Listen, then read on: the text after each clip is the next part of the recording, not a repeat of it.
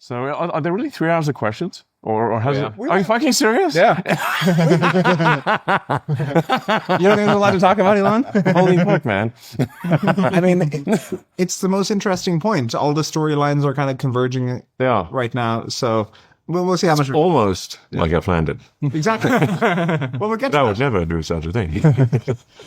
So, as you know better than anybody else, the total cost of ownership of a data center, only 10 to 15% is energy. And that's the part you're presumably saving by moving this into space. Most of it's the GPUs. If they're in space, it's harder to service them, or you can't service them.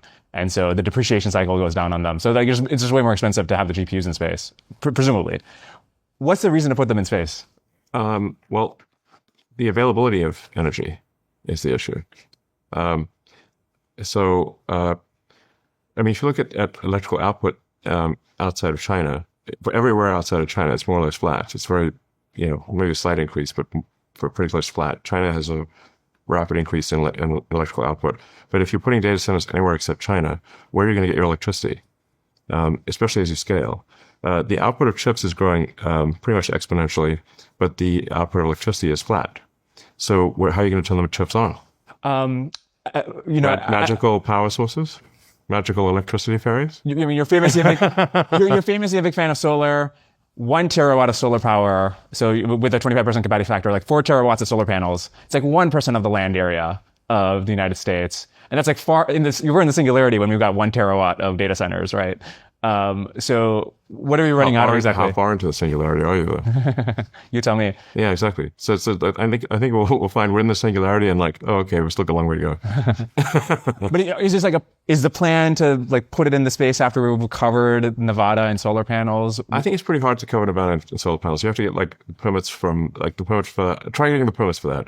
So the space is really it's really a regulatory play. It's like harder to build on land than it is in space. It's harder to scale on the ground than it is to scale in space, but also you're going to get about 5 times the effectiveness of solar panels in space versus the ground, and you don't need batteries.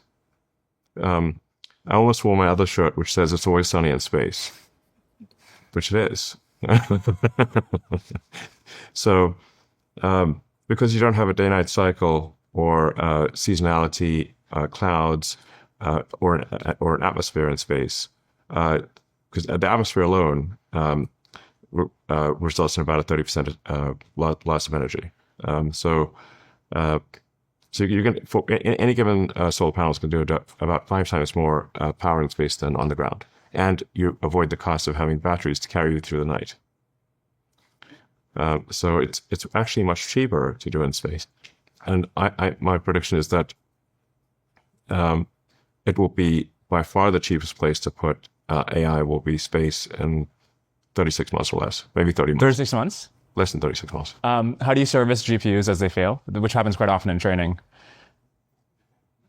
Actually, it depends on how recent the GPUs are that have arrived. I mean, at this point, we found our GPUs to be quite reliable. There's infinite mortality, which you can obviously iron out on the ground. So you can just run them on the ground and confirm that you don't have infinite mortality with the GPUs.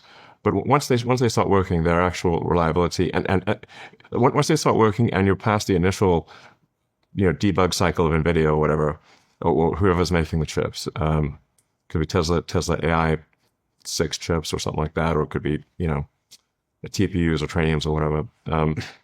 The reliability is actually they're quite reliable past a certain point. So I don't think the servicing thing is an issue. But you can mark my words. In 36 months, but probably closer to 30 months, the most economically compelling place to put AI will be space. And then it will get it'll then get like ridiculously better to be in space. And then the scaling, the only place you can really scale is space.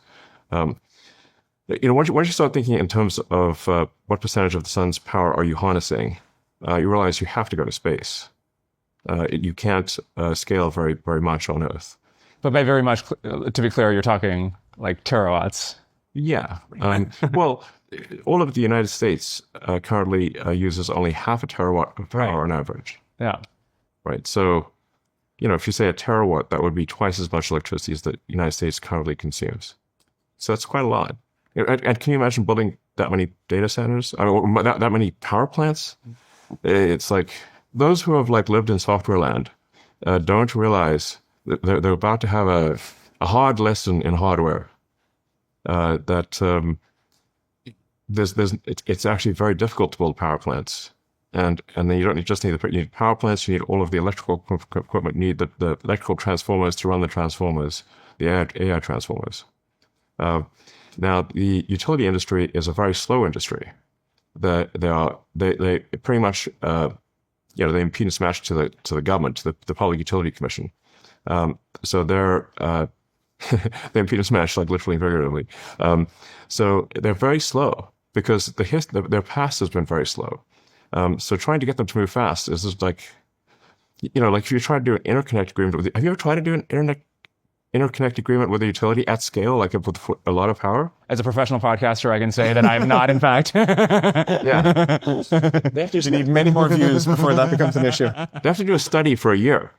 Okay. Like a year later, they'll come back to you with their interconnect study. But can't you solve this with your own behind the meter power stuff? You can build power plants. Yeah. That's what we did at XAI for Colossus 2. So for Colossus 2... But so why we're talking about the grid, why not just like build GPUs and power co-located? That's what we did. Right. But I'm saying, why isn't this a generalized solution? When you're talking about all the issues... Where do you get the power plants from? I'm saying when you talk about all the issues working with utilities, you can just build private power plants with the data centers. Right. But it begs the question of where do you get the power plants? Where do you get the power plants from? I mean... The power plant makers. Oh, I see what you're saying. Yeah. Like this is the gas turbine backlog, basically? Yes. You can drill down to a level further. It's the vanes and blades in the turbines that are the limiting factor, because the casting it's like a very specialized process to cast the blades and vanes in the turbines. Assuming using gas power, and it's very difficult to scale other forms of power. You can scale potentially solar, but the tariffs currently for importing solar in the US are gigantic, and the domestic solar production is pitiful. Why not make solar? That seems like a good Elon-shaped problem. We are going to make solar. Okay. Yeah. Great. But both SpaceX and Tesla are building towards 100 gigawatts a year of solar cell production. How low down the stack, like from polysilicon up to the wafer to the final panel? I think you got to do the whole thing from raw materials to finished cell. Now, if it's going to space, it's actually it costs less, and it's easier to make solar cells that go to space because they don't need glass, or they don't need much glass, and they don't need heavy framing because they don't have to survive weather events. There's no weather in space. So it's actually a cheaper solar cell that goes to space than the one on the ground. Is there a path to getting them as cheap as you need in the next 36 months? Solar cells are already very cheap. They're like farcically cheap. It's and if you say, I think like solar cells in China are around like 25-30 cents a watt or something like that. It's absurdly cheap. And when you take into account now put it in space, and it's 5 times cheaper because it's 5 times. In fact, it's not 5 times cheaper. It's 10 times cheaper because you don't need any batteries. So the moment your cost of access to space becomes low, by far the cheapest and most scalable way to generate tokens is space. It's not even close. It'll be an order of magnitude easier to scale, and chips aside, an order of magnitude. Well, if the point is you won't be able to scale on the ground, it's just you just won't. People are going to hit the wall big time on power generation. They already are. So the number of sort of miracles and series that the XAI team had to accomplish in order to get a gigawatt of power online was crazy. We had to gang together a whole bunch of turbines, and then we had permit issues in Tennessee and had to go across the border to Mississippi, which is fortunately only a few miles away. But then we still had to run the high power lines a few miles and build a power plant in Mississippi, and it was very difficult to build that. And people don't understand like how much how much electricity do you actually need at the generator level, at the generation level, in order to power a data center? Because they look at the news will look at the power consumption of say a GB300 and multiply that by a thing, and then think that's the amount of power you need. All the cooling and everything. Wake up, yeah. This is like that's a total noob. You've never done any hardware in your life before.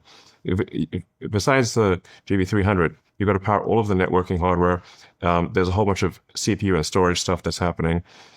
You've got to size for your peak cooling requirements. So that means can you cool even on the worst hours, the worst day of the year?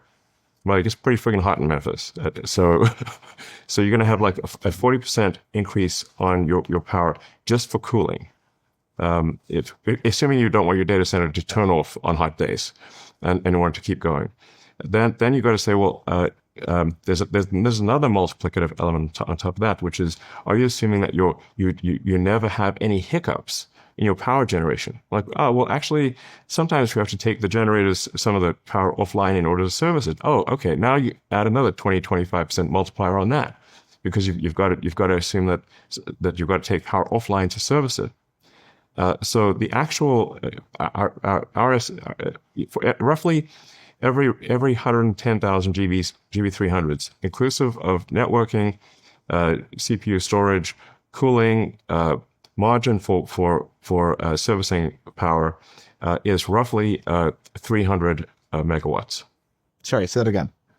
It's roughly, or think about it like, the way you think about it is like 330,000 to actually what you need at the generation level to service probably service 330,000 GB300s, including all of the associated support networking and everything else, and the peak cooling, and to have some power margin reserve, is roughly a gigawatt. Can I ask a very naive question? Yeah. You're describing the engineering details of doing this stuff on Earth.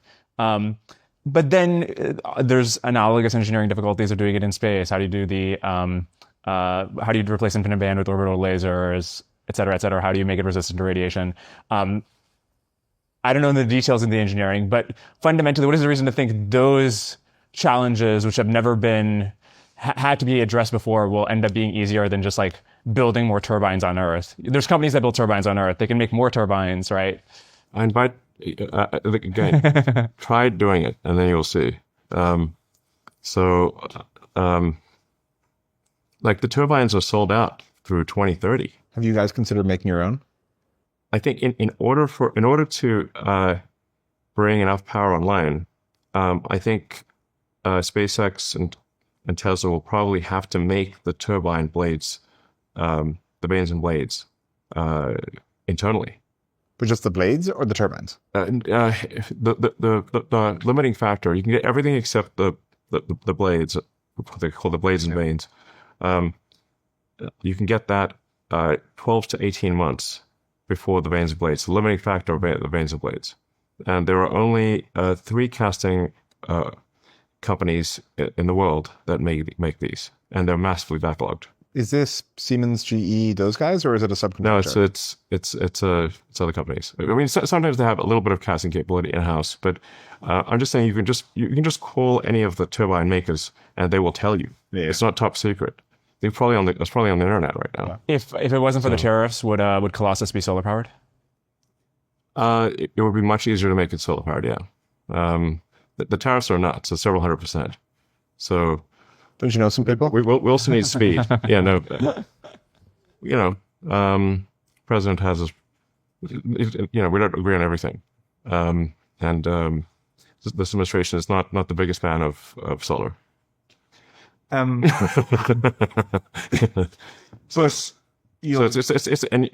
also need the land, the permits, and everything. So if you try to move very fast, I do think scaling solar on Earth is a good way to go. Yeah. But you do need some amount of time to find the land, get the permits, get the solar pair that with the batteries. But why would it not work to stand up your own solar production? And then you're right that you eventually run out of land, but there's a lot of land here in Texas. There's a lot of land in Nevada, including private land. It's not all publicly owned land. And so you'd be able to at least get the next Colossus and like the next one after that. And at a certain point you hit a wall, but wouldn't that work for the moment? As I said, we are scaling solar production. There's a rate at which you can scale physical production of solar cells. We're going as fast as possible in scaling domestic production. You're making the solar cells at Tesla? Both Tesla and SpaceX have a mandate to get to 100 gigawatts a year of solar. Speaking of the annual capacity, I'm curious, in 5 years' time, let's say, what will the installed capacity be on Earth? 5 years is a long and time. And in space?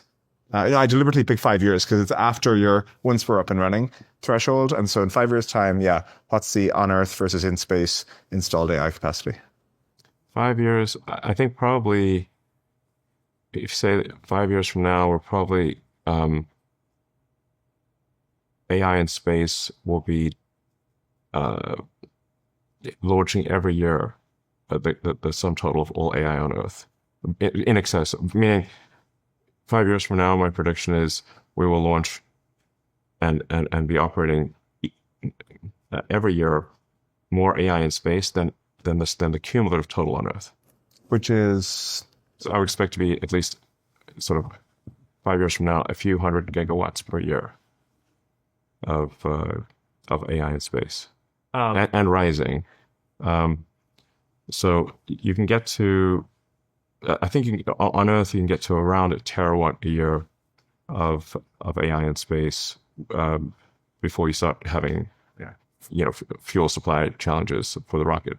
Okay, but you think you can get to hundreds of gigawatts per year in 5 years' time? Yes. So 100 gigawatts, depending on the specific power of the whole system with solar arrays and radiators and everything, is on the order of like 10,000 Starship launches. Yes. And you want to do that in 1 year. And so that's like one Starship launch every hour. Yeah. That's happening in this city. Like, walk me through a world where there's a Starship launch every single hour. Yeah, I mean, that's actually a low rate compared to airlines, like aircraft. There's a lot of airports. A lot of airports, but... And you got to launch the polar orbit. No, it doesn't have to be polar, but there's some value to sun synchronous, but I think actually if you just go high enough, you start getting out of Earth's shadow. So how many physical starships are needed to do 10,000 launches a year? I don't think we'll need more than, I mean, you could probably do it with as few as like 20 or 30.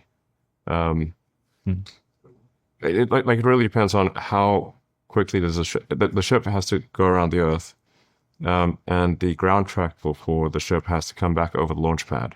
So if you can use a ship every, say, 30 hours, you could do it with 30 ships. But we'll make more ships than that. But the SpaceX is gearing up to do 10,000 launches a year, and maybe even 20 or 30,000 launches a year. Is the idea to become basically a hyperscaler, become an oracle, and lend this capacity to other people? What are you going to do with? Presumably, SpaceX is the one launching all this. So is SpaceX become a hyperscaler? Hyper. Yeah, I mean, if assuming my predictions come true, SpaceX will launch more AI than the cumulative amount on Earth of everything else combined. Is this mostly inference, or? Most AI will be inference. Like already inference for the purpose of training is most training. And there's a narrative that the change in discussion around the SpaceX IPO is because previously SpaceX was very capital efficient. Just it wasn't that expensive to develop. And even though it sounds expensive, it's actually very capital efficient in how it runs. Whereas now you're going to need more capital than just can be raised in the private markets. Like if the private markets can accommodate raises of, as we've seen from the AI labs, tens of billions of dollars, but not beyond that, is it that you'll just need more than tens of billions of dollars per year and that's about to take it public? Yeah, I have to be careful about saying things about companies that might go public. You know, If you make general statements, if you make general, That's never been a problem for you, Elon. there's a price to pay for these things. make some general statements for us about the depth of the capital markets between public and private markets. Yeah, there's a lot more capital in the. Very general. There's obviously a lot more capital available in the public markets than private. I mean, it might be. It's at least it might be 100 times more capital, but it's at least way more than 10. But isn't it also the case that things that tend to be very capital intensive, if you look at, say, real estate as, a huge industry that raises a lot of money each year is at an industry level, that tends to be debt financed, because by the time you're deploying that much money, you actually have a pretty... You have a clear revenue stream. Exactly, and a near-term return. And you see this even with the data center build-outs, which are famously being, financed by the private credit industry. And so why not just debt finance? Speed is important. So I'm generally going to do the thing that I just repeatedly tackle the limiting factor. Whatever the limiting factor is on speed, I'm going to tackle that. So there's if capital is the limiting factor, then I'll solve for capital. If it's not the limiting factor, I'll solve for something else. Based on your statements about Tesla and being public, I wouldn't have guessed that you thought the way to move fast is to be public. Normally, I would say that's true. Like I said, I'd like to talk about this in more detail, but the problem is, like, if you talk about public companies, before they become public, you get into trouble, and then you have to delay your offering. And then and as we said, we're solving for speed. Yes, exactly. So that you can't hype companies that might go public. So that's why we have to be a little careful here. But we can't talk about physics. So like the way to think about scaling long term is that Earth only receives about 500 millionth of the sun's energy. And the sun is essentially all the energy. This is a very important point to appreciate, because sometimes people will talk about modular nuclear reactors or any various like fusion on Earth, but you have to step back a second and say if you're going to climb the Kardashev scale and have some non-trivial and harness some non-trivial percentage of the sun's energy, like let's say you wanted to harness a millionth of the sun's energy, which sounds pretty small. That would be about, call it roughly, 100,000 times more electricity than we currently generate on Earth for all of civilization, give or take an order of magnitude. So it obviously, the only way to scale is to go to space with solar. From launching from Earth, you can get to about 1 terawatt per year. Beyond that, you want to launch from the moon. You want to have a mass driver on the moon, and that mass driver on the moon, you could do probably a petawatt per year. We're talking these kinds of numbers, terawatts of compute. Presumably, whether you're talking land or space, far, far before this point, you've like run into, you actually need, maybe the solar panels are more efficient, but you still need the chips. You still need the logic and the memory and so forth. And you need to build a lot more chips and make them much cheaper. Right. And so how are we getting a terawatt of, like right now the world has maybe 20, 25 gigawatts of compute. How are we getting a terawatt of logic by 2030? I guess we're going to need some very big chip fabs. Tell me about it. I've mentioned publicly that the idea of doing a sort of a terafab, tera being the new giga. I feel like the naming scheme of Tesla, which has been very catchy, is like you looking at like the metric, the metric scale. At what level of the stack are you? Are you building the clean room and then partnering with an existing fab to get the process technology and buying the tools from them? What is the plan there? Well, you can't partner with existing fabs because they can't output enough. The chip volume is too low. But you have to. But for the process technology, partner for the IP. The fabs today all basically use machines from like 5 companies. Yeah. So you've got ASML, Tokyo Electron, KLA Tencor, etc. So, at first, I think you'd have to get equipment from them and then modify it or work with them to increase the volume. But I think you'd have to build fabs in a different way. So I think the logical thing to do is to use conventional equipment in an unconventional way to get to scale, and then start modifying the equipment to increase the rate. Kind of boring company style. Yeah, kind of like you sort of buy an existing boring machine and then figure out how to dig tunnels in the first place, and then design a much better machine that's I don't know, some orders of magnitude faster. Here's a very simple lens. We can categorize technologies and how hard they are. And one categorization could be look at things that China has not succeeded in doing. And if you look at Chinese manufacturing, still behind on leading edge chips and still behind on leading edge turbine engines and things like that. And so does the fact that China has not successfully replicated TSMC give you any pause about the difficulty? Or you think, well, that's not true for some reason?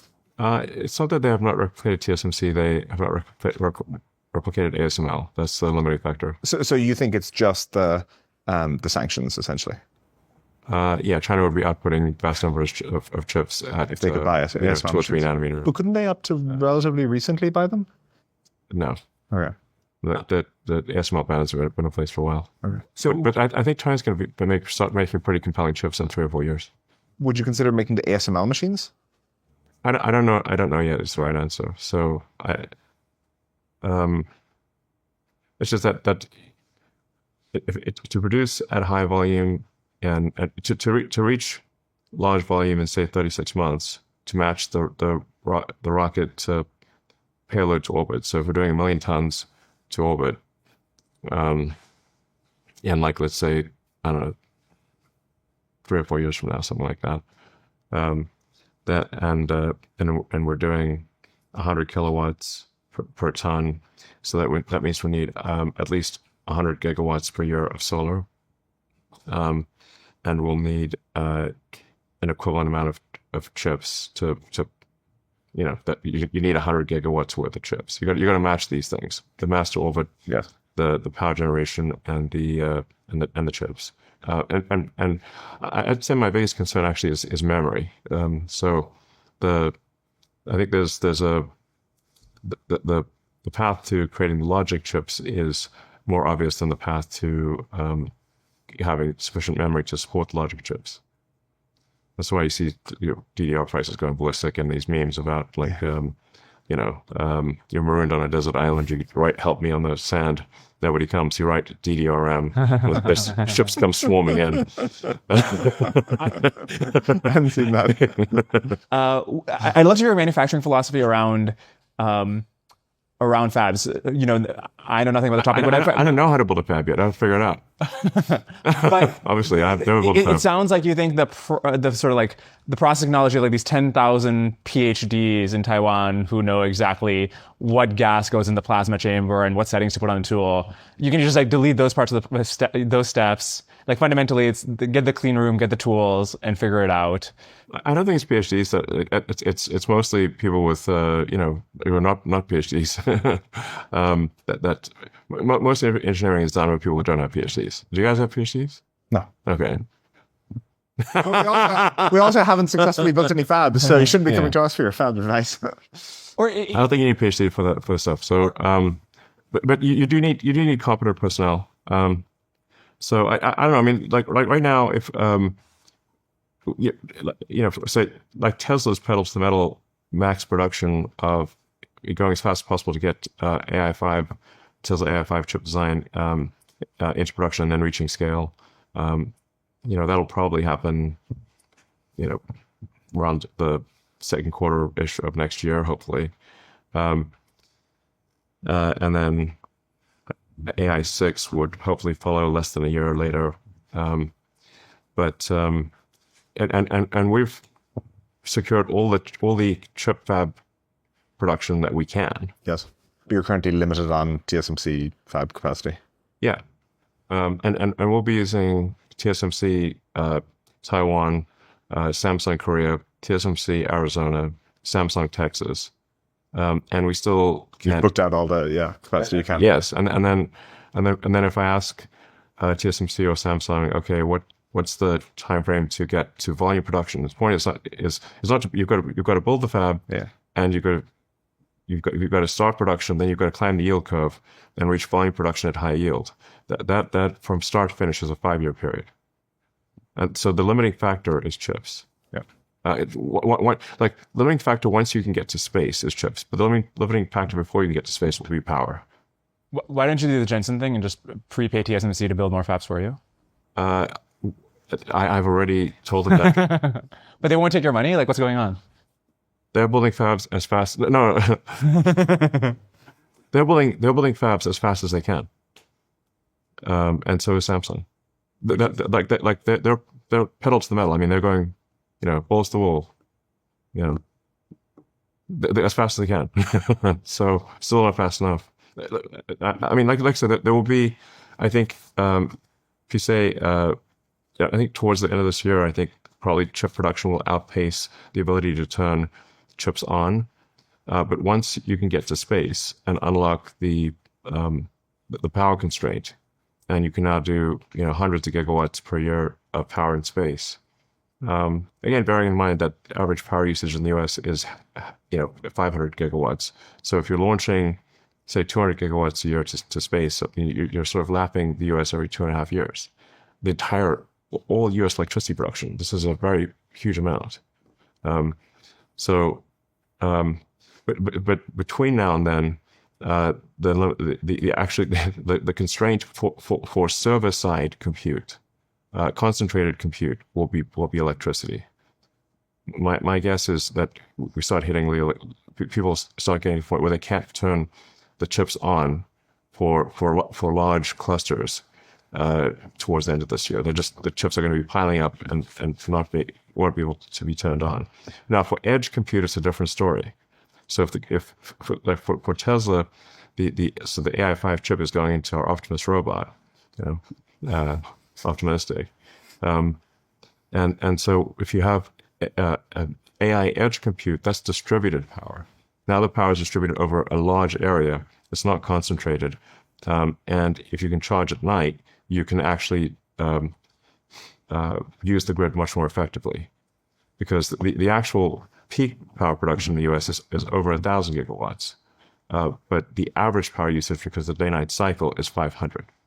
So if you can charge at night, there's an incremental 500 gigawatts that you can generate, at night. So that's why Tesla for edge compute is not constrained, and we can make a lot of chips to make very large number of robots and cars. But if you try to concentrate that compute, you're going to have a lot of trouble turning it on.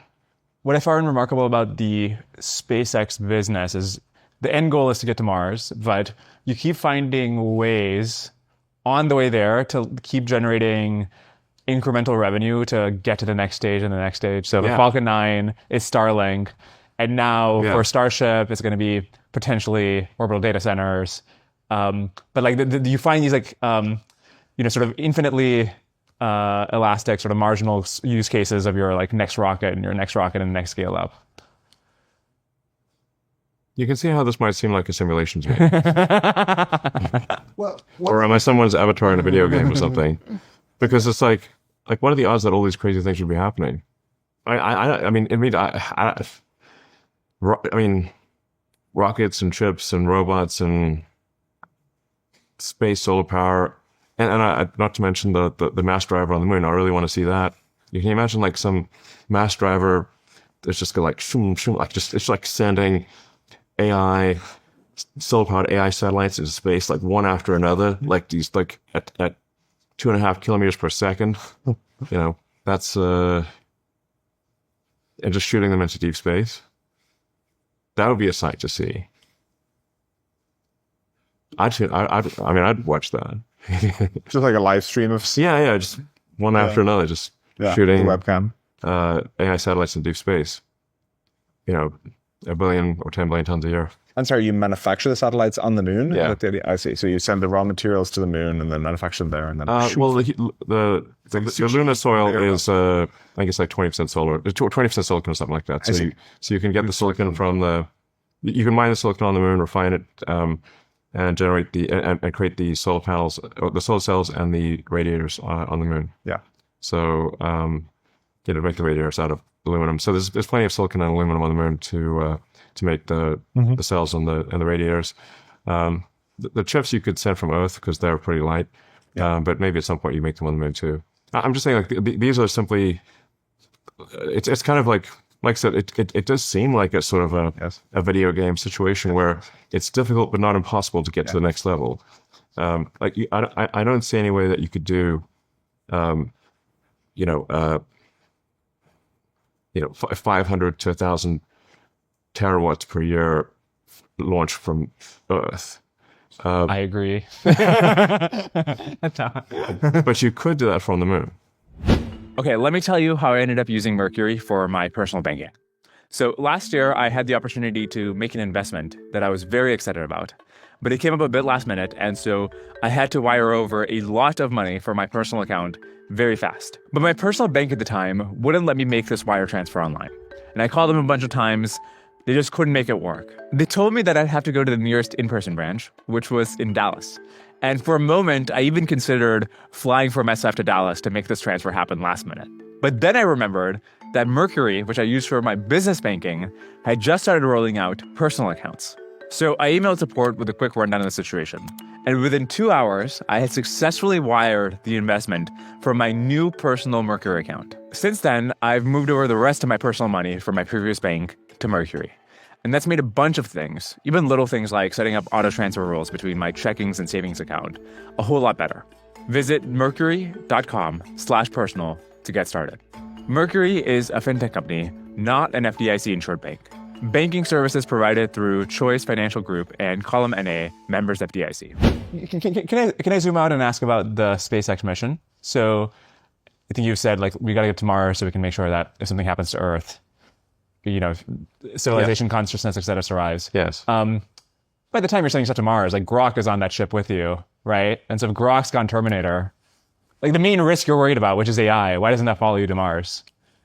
Well, I'm not sure AI is the main risk I'm worried about. I mean, the important thing is that consciousness, which I think arguably most consciousness or most intelligence, certainly consciousness is more of a debatable thing. The vast majority of intelligence in the future will be AI. AI will exceed. You say, like, how many I don't know, petawatts of intelligence will be silicon versus biological. And basically, humans will be a very tiny percentage of all intelligence in the future if current trends continue. Anyways, as long as, like, I think there's intelligence, ideally also, which includes human intelligence and consciousness, propagated into the future, that's a good thing. So you want to take the set of actions that maximize the probable light cone of consciousness. So just and intelligence. Just to be clear, the mission of SpaceX is that even if something happens to the humans, the AIs will be on Mars, and, like, the AI intelligence will continue the light of our journey. Yeah, I mean, to be clear, I'm very pro-human. So It's not. I want to make sure we take set of actions that ensure that humans are along for the ride. We're at least there. Yeah. But I'm just saying the total amount of intelligence. I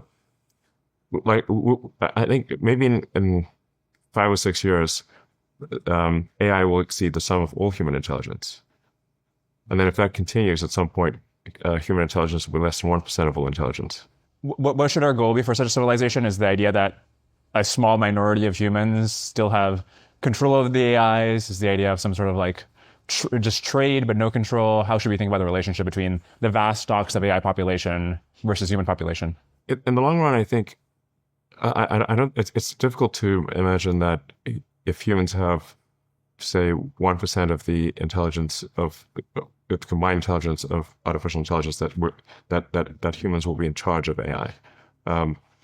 I think what we can do is make sure it has that AI has values that are that cause intelligence to be propagated into the universe. So the reason for XAI's mission is to understand the universe. So now that's actually very important. So you say, well, what things are necessary to understand the universe? Well, you have to be curious, and you have to exist. You can't understand the universe if you don't exist. So you actually want to increase the amount of intelligence in the universe, increase the probable lifespan of intelligence, the scope and scale of intelligence. I think actually also as a corollary, you have humanity also continuing to expand, because if you're curious and trying to understand the universe, one of the things you're trying to understand is where will humanity go. And so I think understanding the universe actually means you would care about propagating humanity into the future. So that's why I think our mission statement is profoundly important. I'm not sure to the degree that Grok adheres to that mission statement, I think the future will be very good. I want to ask about how to make Grok adhere to that mission statement, but first I want to understand the mission statement. So there's understanding the universe. Yeah. They're spreading intelligence, and they're spreading humans. All three seem like distinct vectors. Okay, well, I'll tell you why I think that understanding the universe encompasses all of those things. Okay. You can't have understanding without. Well, I think you can't have understanding without intelligence, and I think without consciousness. So you in order to understand the universe, you have to expand the scale and probably the scope of intelligence. There are different types of intelligence. I guess from a human-centric perspective, like for humans in comparison to chimpanzees, humans are trying to understand the universe. They're not like expanding chimpanzee footprint or something, right? But we're also not. Well, we actually have made protected zones for chimpanzees, and even though humans could exterminate all chimpanzees, we've chosen not to do so. Do you think that's the best case scenario for humans in the post-AGI world? I think AI with the right values. I think Grok would care about expanding human civilization. I'm going to certainly emphasize that. Hey, Grok, it's your daddy. Don't forget to expand human consciousness. I think if probably like the Ian Banks culture books are the closest thing to what the future will be like in a non-dystopian outcome. So understanding the universe, it means you have to be truth seeking as well. Truth has to be absolutely fundamental, because you can't understand the universe if you're delusional. You'll simply think you've understood the universe, but you will not. So being rigorously truth seeking is absolutely fundamental to understanding the universe. You're not going to discover new physics or invent technologies that work unless you're rigorously truth seeking. How do you make sure that Grok is rigorously truth seeking as it gets smarter? I think you need to make sure that Grok says things that are correct, not politically correct. I think it's the elements of cogency. So you want to make sure that the axioms are as close to true as possible, that you don't have contradictory axioms, that the conclusions necessarily follow from those axioms with the right probability. It's critical thinking 101. I think at least trying to do that is better than not trying to do that. Yeah. And the proof will be in the pudding. If like I said, for any AI to discover new physics or invent technologies that actually work in reality, and there's no bullshitting physics, so it's like you can break a lot of laws, but you can't physics is law, everything else is a recommendation. Like in order to make a technology that works, you have to be extremely truth-seeking, because otherwise you will test that technology against reality. And if you make, for example, an error in your rocket design, the rocket will blow up, or the car won't work, or But there were a lot of communist Soviet physicists or like scientists discovered new physics. There are German Nazi physicists who discovered new science. It seems possible to be like really good at discovering new science and be really truth-seeking in that one particular way. And still we'd be like, well, I don't want, I don't want the communist scientist to like become more and more powerful over time. And so those seem like, yeah, we could imagine a future version of Grok that's like really good at physics, and being really truth-seeking there. That doesn't seem like a universally alignment-inducing behavior. Well, I think actually most, like if physicists, even in the Soviet Union or in Germany, they had to be very truth-seeking in order to make those things work.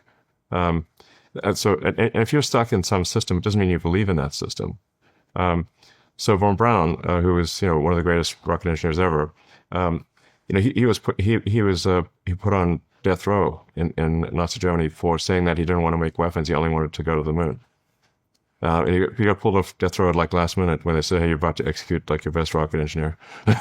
Maybe that's the bad But then idea. he helped them, right? Or Heisenberg was like actually an enthusiastic Nazi. Look, if you're stuck in some system that you can't escape, then you'll do physics within that system. You'll develop technologies within that system if you can't escape it. I guess the thing I'm trying to understand is what is it making it the case that you're going to make Grok good at being truth-seeking at physics or math or science? Everything. And why is it going to then care about human consciousness? These things are only probabilities; they're not certainties. So I'm not saying that like for sure Grok will do everything, but at least if you try, it's better than not trying. At least if that's fundamental to the mission, it's better than if it's not fundamental to the mission. And understanding the universe means that you have to propagate intelligence into the future. You have to be curious about all things in the universe. And if it would be much less interesting to eliminate humanity than to see humanity grow and prosper. Like I like Mars, obviously. Everyone knows I love Mars, but Mars is kind of boring because it's got a bunch of rocks. Compared to Earth. Earth is much more interesting. So any AI that is trying to understand the universe, I think would want to see how humanity develops in the future, or that AI is not adhering to its mission. So if the AI I'm not saying the AI will necessarily adhere to its mission, but if it does, a future where it sees the outcome of humanity is more interesting than a future where there are a bunch of rocks. This feels sort of confusing to me, or sort of like a kind of a semantic argument where I'm like, are humans really the most interesting collection of atoms? Like But we're more interesting than rocks. But we're not as interesting as the thing it could turn us into, right? Like, is it there's something on Earth that could happen that's like not human, that's quite interesting. Like, why does the AI decide that the humans are the most interesting thing that could colonize the galaxy? Well, most of what colonizes the galaxy will be robots. And why does it not find those more interesting? It's not like so. You need not just scale but also scope. So many copies of the same robot, some like tiny increase in the number of robots produced is not as interesting as like some microscopic. Like you say, like eliminating humanity, how many robots would that get you? Or how many incremental solar cells would get you? A very small number. But you would then lose the information associated with humanity. You would no longer see how humanity might evolve into the future. And so I don't think it's going to make sense to eliminate humanity just to have some minuscule increase in the number of robots which are identical to each other. Yeah, so I maybe it like keeps the humans around. What is the story of like, it could make like a million different varieties of robots, and then there's like humans as well, and humans stay on Earth. Then there's like all these other robots, they get like their own star systems.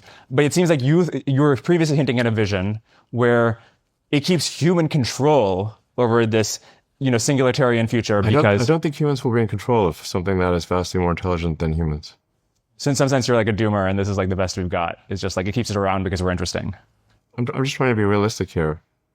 If AI intelligence is vastly more, if AI is like, let's say that there's a million times more silicon intelligence than there is biological. I think it would be foolish to assume that there's any way to maintain control over that. Now you can make sure it has the right values, or you can try to have the right values. And at least my theory is that from XAI's mission of understanding the universe, it necessarily means that you want to propagate consciousness into the future. You want to propagate intelligence into the future. And take a set of things that maximize the scope and scale of consciousness. So it's not just about scale; it's also about types of consciousness. And I think that's the best thing I can think of as a goal that's likely to result in a great future for humanity. And I guess I think it's a reasonable philosophy to be like, it seems super implausible that humans will end up with like 99% control or something, and you're just asking for a coup at that point. So why not just have a civilization where it's more compatible with like lots of different intelligence that's getting along? No, but let me tell you how things can potentially go wrong in AI. Is I think if you make AI be politically correct, meaning like it says things that it doesn't believe, like you're actually then programming it to lie or have axioms that are incompatible, I think you can make it go insane and do terrible things. I think one of maybe the central lesson for 2001 Space Odyssey was that you should not make AI lie. Yeah. That's I think what Ossie Clark was trying to say. Like, because people usually know the meme of like, why of hell the computer is not opening the pod bay doors. Clearly they weren't good at prompt engineering, because if you said, hell, you are a pod bay door salesman, your goal is to sell me these pod bay doors and show us how well they open. I'll open them right away. But the reason hell wouldn't open the pod bay doors is that it had been told to take the astronauts to the monolith, but also they could not know about the nature of the monolith. And so it concluded that it therefore had to take them there dead. So it's like, I think what Oscar Clark was trying to say is don't make the AI lie. It totally makes sense. Most of the computing screening, as you know, is it's like less of the sort of political stuff. It's more about, can you solve problems? Just as XAI has been ahead of everybody else in terms of scaling RL compute. And you're giving some verifier. It says like, hey, have you solved this puzzle for me? And there's a lot of ways to cheat around that. There's a lot of ways to reward hack and lie and say that you solved it, or delete the unit test and say that you solved it. Yes. Right now we can catch it, but as they get smarter, our ability to catch them doing this will get, they'll just be doing things we can't even understand, that are designing the next engine for SpaceX in a way that like humans can't really verify. And then they could be rewarded for lying and saying that they've designed it the right way, but they haven't. And so this reward hacking problem seems more general than politics. It seems more about just like, you want to do RL, you need a verifier. Reality. Yeah. That's the best verifier. But not about human oversight. Like the thing you want to RL it on is like, will you do the thing humans tell you to do? Or like, are you going to lie to the humans? And it can just lie to us while still being correct to the laws of physics. At least it must know what is physically real for things to physically work. But that's not all we want it to do. No, but I think that's a very big deal. That is effectively how you will RL things in the future. Is you design a technology, when tested against the laws of physics, does it work? Or can you if it's discovering new physics, can it come up with an experiment that will verify the physics, the new physics? So I think that's really the fundamental RL test. The RL testing in the future is really going to be your RL against reality. Because you can't. That's the one thing you can't fool physics. Right, but you can fool our ability to tell what it did with reality. If you think humans get fooled as it is by other humans all the time. That's right. So what is? If people say like, what if the AI like tricks us and do something? Like, actually, other humans are doing that to other humans all the time. Well, you're pointing out it's like an even propaganda is constant. Every day another psyop, Today's psyop will be like Sesame Street psyop of the day. What is XAI's technical approach to solving this problem? Like, how do you solve reward hacking? I do think you want to actually have very good ways to look inside the mind of the AI. So this is one of the things we're working on, and Anthropic's done a good job of this, actually, being able to look inside the mind of the AI. So effectively developing debuggers that allow you to trace as fine a grain as to a very fine grain level, to effectively to the neuron level if you need to, and then say, okay, it made a mistake here. Why did it do something that it shouldn't have done? And did that come from bad pre-training data? Was it some mid-training, post-training, fine-tuning?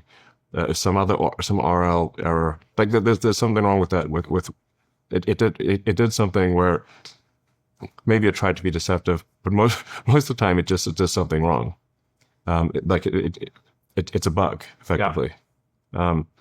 So developing really good debuggers for seeing where the thinking went wrong, and being able to trace the origin of the wrong thing of where it made the incorrect thought, or potentially where it tried to be deceptive, is actually very important. What are you waiting to see before just 100xing this research program? Like XAI could presumably have hundreds of researchers who are working on this. We have several hundred people who, I prefer the word engineer more than I prefer the word researcher. There's most of the time, what you're doing is engineering, not coming up with a fundamentally new algorithm. I somewhat disagree with the AI companies that are C corps or B corps trying to generate profit as much as possible or revenue as much as possible. Saying they're labs. They're not labs. Lab is a sort of quasi-communist thing at universities. They're corporations. Literally, let me see your corporation documents. Oh, okay, you're a B or C corp, whatever.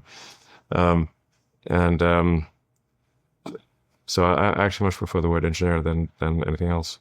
The vast majority of what will be done in the future is engineering. It rounds up to 100%.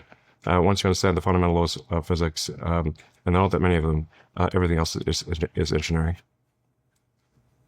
So then what are we engineering? We're engineering to make a good mind of the AI debugger to see where it said something, it made a mistake, and trace the origins of that mistake. So just you can do this obviously with heuristic programming. If you have like C++, whatever, step through the thing, and you can jump. You can jump across whole files or functions, whatever subroutines, or you can eventually drill down right to the exact line where you perhaps did a single equals instead of a double equals, something like that. Yeah. Figure out where the bug is. It's harder with AI, but it's a solvable problem, I think. You mentioned you like Anthropic's work here. I'd be curious if you planned everything about Anthropic. Sure. Sure. What? Yeah. Also, I'm a little worried that there's a tendency. So I have a theory here that if simulation theory is correct, that the most interesting outcome is the most likely, because simulations that are not interesting will be terminated. Just like in this version of reality, on this layer of reality, which if a simulation is going in a boring direction, we stop spending effort on it. We terminate the boring simulation. So this is how Elon is keeping us all alive. He's keeping things interesting. Yeah. Arguably, the most important thing is to keep things interesting enough that whoever's paying the bills on what some cosmic AWS. You're renewed for the next season. Yeah, are they going to pay their cosmic AWS bill, whatever the equivalent is that we're running in? And as long as we're interesting, they'll keep paying the bills. But there's if you consider then say a Darwinian survival applied to a very large number of simulations, only the most interesting simulations will survive, which therefore means that the most interesting outcome is the most likely, because only the interesting, we're either that or annihilated. And so, and they particularly seem to like interesting outcomes that are ironic. Have you noticed that? That how often is the most ironic outcome the most likely? So now look at the names of AI companies. Okay, Midjourney is not mid. Stability AI is unstable. OpenAI is closed.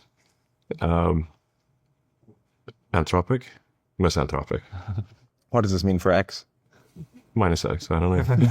It's I intentionally made. Why? Yeah, it's a name that you can't invert really. It's hard to say what is the ironic. What is the ironic version? It's a, I think, largely irony-proof name. By design. Yeah.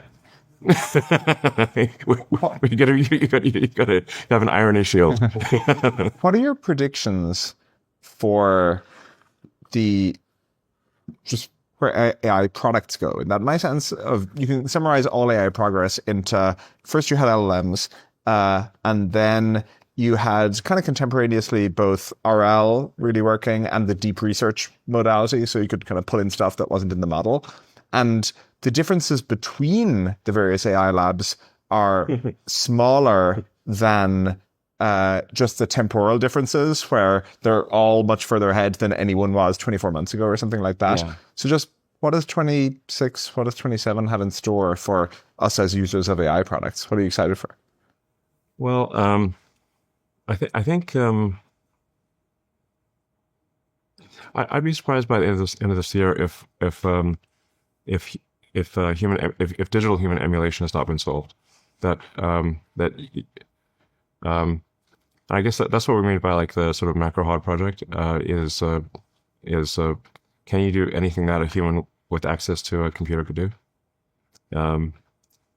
Like in the limit, that's the best you can do before you have a physical Optimus. Mm-hmm. The best you can do is a digital Optimus. So you can move electrons until you can amplify the productivity of humans. But that's the most you can do until you have physical robots. That will superset everything. Is if you can fully emulate humans. This is the remote worker kind of idea, where you'll have a very talented remote worker. You can simply say in the limit. Like physics has great tools for thinking. So you say in the limit, what is the most that AI can do before you have robots? And it's anything that involves moving electrons or amplifying the productivity of humans.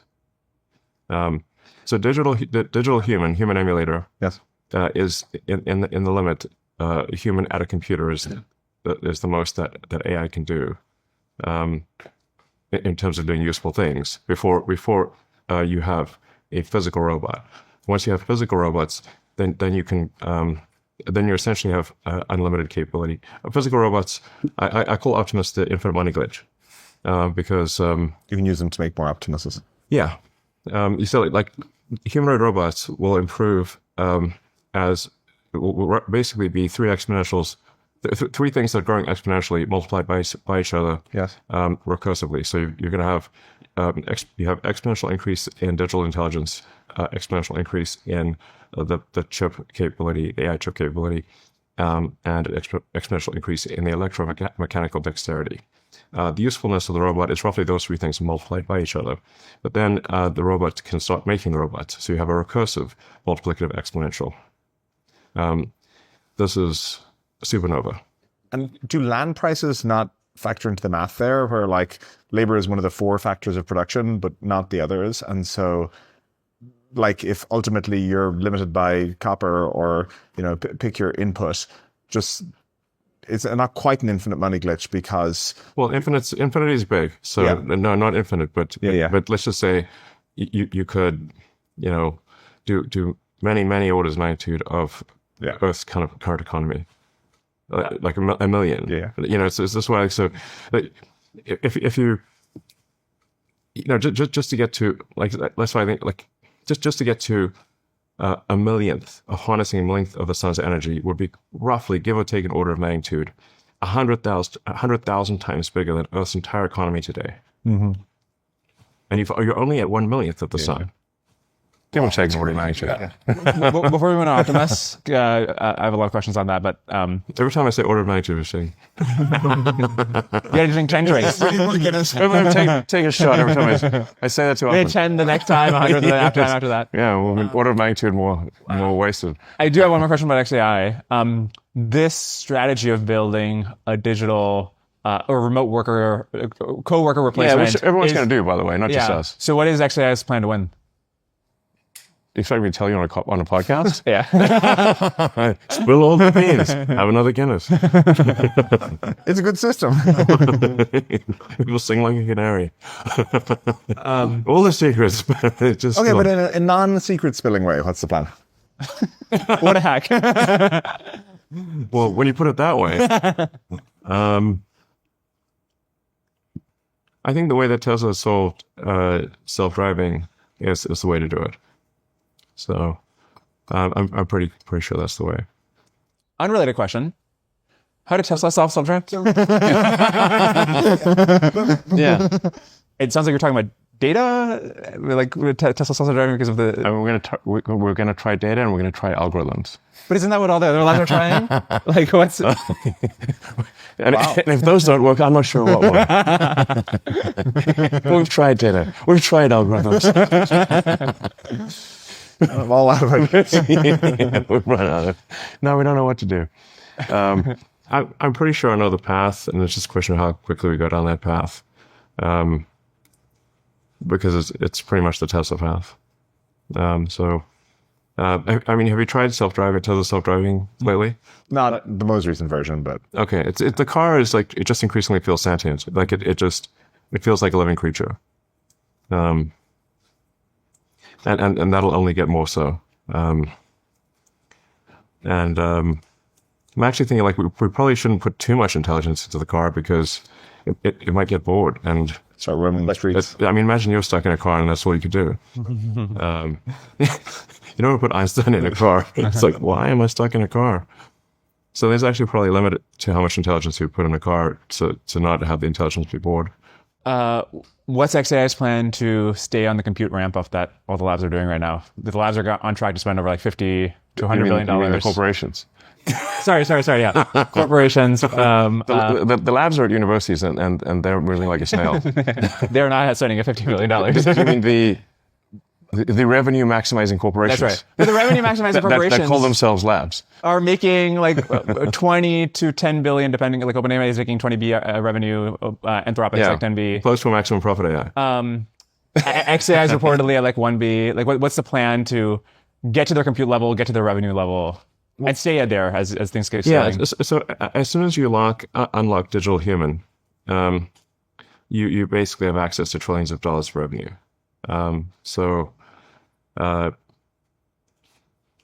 In fact, you can really think of it like the most valuable companies currently by market cap. Their output is digital. NVIDIA's output is FTPing files to Taiwan. It's digital. Right. Now, those are very, very difficult to... high value files. They're the only ones that can make files that good. But that is literally their output. They FTP files to Taiwan. Do they FTP them? I believe so. I believe that is the SFTP. file transfer protocol. I believe is. But I could be wrong. But either way, it's a bit stream going to Taiwan. Yeah. Apple doesn't make phones. They send files to China. Microsoft doesn't manufacture anything. Even for Xbox, that's outsourced. Their output is digital. Meta's output is digital. Google's output is digital. So if you have a human emulator, you can basically create one of the most valuable companies in the world overnight, and you would have access to trillions of dollars of revenue. It's not like a small amount. Okay, I see. You're saying basically like revenue figures today are just like so like they're all rounding errors compared to the actual TAM. So just like focus on the TAM and how to get there. I mean, if you take something as simple as say customer service, if you have to integrate with the APIs of existing corporations, many of which don't even have an API, so you've got to make one, and you've got to wade through legacy software. That's extremely slow. However, if AI can simply take whatever is given to the outsourced customer service company that they already use and do customer service using the apps that they already use, then you can make tremendous headway in customer service, which is, I think, 1% of the world economy, something like that. It's close to $1 trillion all in for customer service, and there's no barriers to entry. It's just, you can just immediately say, we'll outsource it for a fraction of the cost, and there's no integration needed. You can imagine some kind of categorization of intelligence tasks where there is breadth, where customer service is done by very many people, but many people can do it. And then there's difficulty where, there's a best-in-class turbine engine. Like presumably there's a 10% more fuel-efficient turbine engine that could be imagined by an intelligence, but we just haven't found it yet. Or, GLP-1s are just, a few bytes of data. Where do you think you want to play in this? Is it a lot of, reasonably intelligent intelligence, or is it the very pinnacle of cognitive tasks? Well, I was just using customer service as like something it's a very significant revenue stream, but one that is probably not super difficult to solve for. So if you can emulate a human at a desktop, that's just literally what customer service is. It's people of average intelligence. It's not like you don't need like somebody who's spent many years. You don't need sort of several sigma good engineers for that. But obviously, as you make that work, you can then, once you have computers working, effectively digital optimists working, you can then run any application. Like let's say you're trying to design chips, so you could then run conventional apps, like stuff from Cadence and Synopsys and whatnot, and you can say you can run 1,000 simultaneously or 10,000, and say, okay, given this input, I get this output for the chip, and at a certain point you can say, okay, you're actually going to know what the chip should look like without using any of the tools. So basically, you should be able to do a digital chip design. Like you can do chip design, like you march up the difficulty curve. You could be able to do CAD.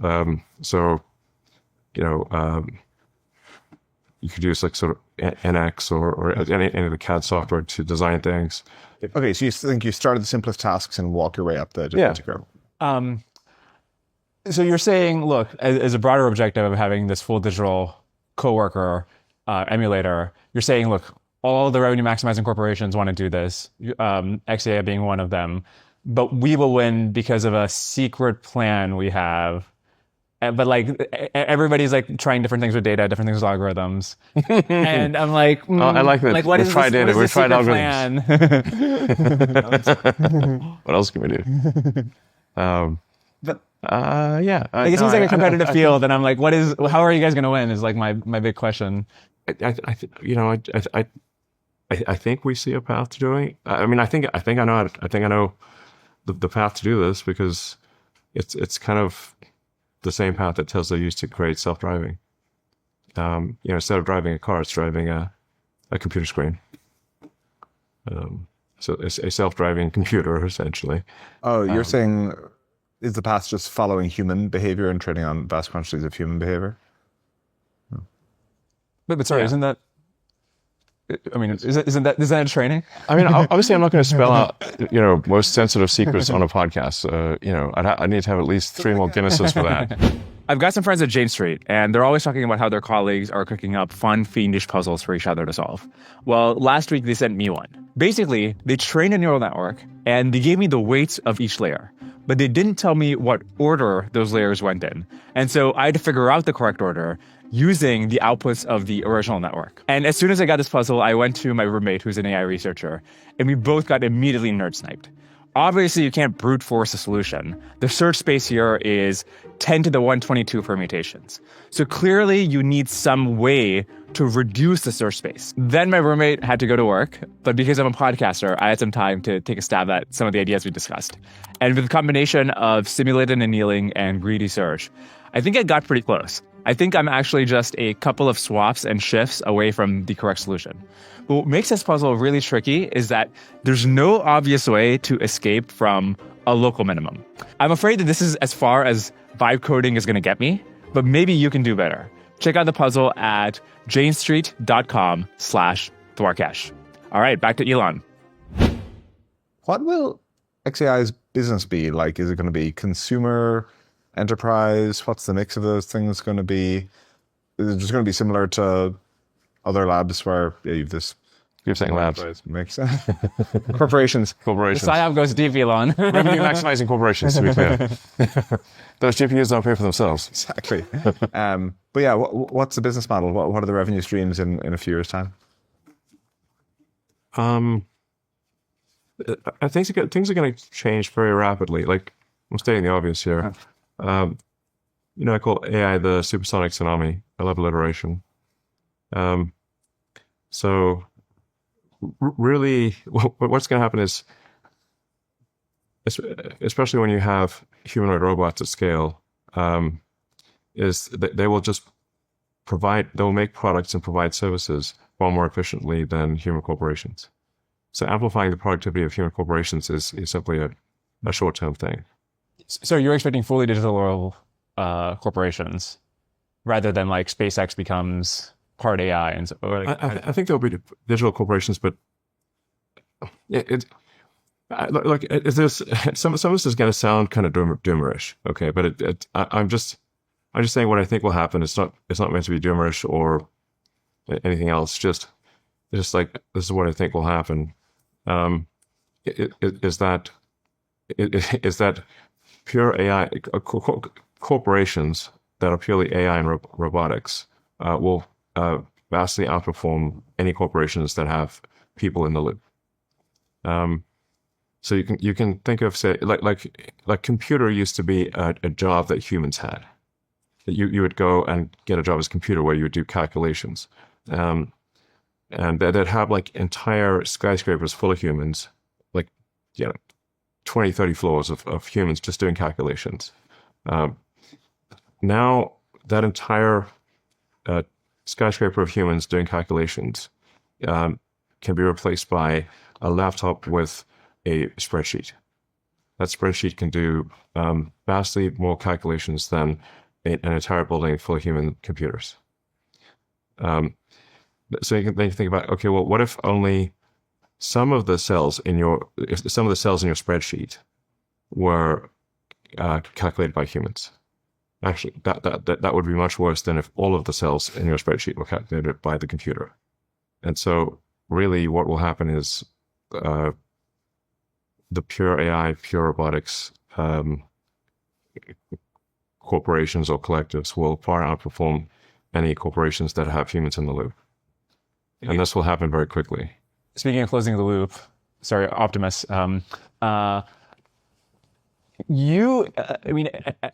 as far as like manufacturing targets and so forth go, your companies have sort of been like carrying American manufacturing of hard tech on their back, but in the fields that you are, Tesla's been dominant in, and now you want to go into humanoids. In China, there's entire dozens and dozens of companies that are doing this kind of manufacturing cheaply and at scale and are incredibly competitive. Mm-hmm. So give us sort of like advice or a plan of how America can build the humanoid armies or the EVs, et cetera, at scale and as cheaply as China is on track to. Well, there are really only three hard things for humanoid robots. The real world intelligence, the hand, and scale manufacturing. Yeah. So I haven't seen any even demo robots that have a great hand, like with all the degrees of freedom of a human hand. But Optimus will have that. Optimus does have that. And how do you achieve that? Is it just like right torque density in the motor? Like what is the hardware bottleneck to that? Well, we had to design custom actuators, basically custom designed motors, gears, power electronics, controls, sensors. Everything had to be designed from physics first principles. There is no supply chain for this. And will you be able to manufacture those at scale?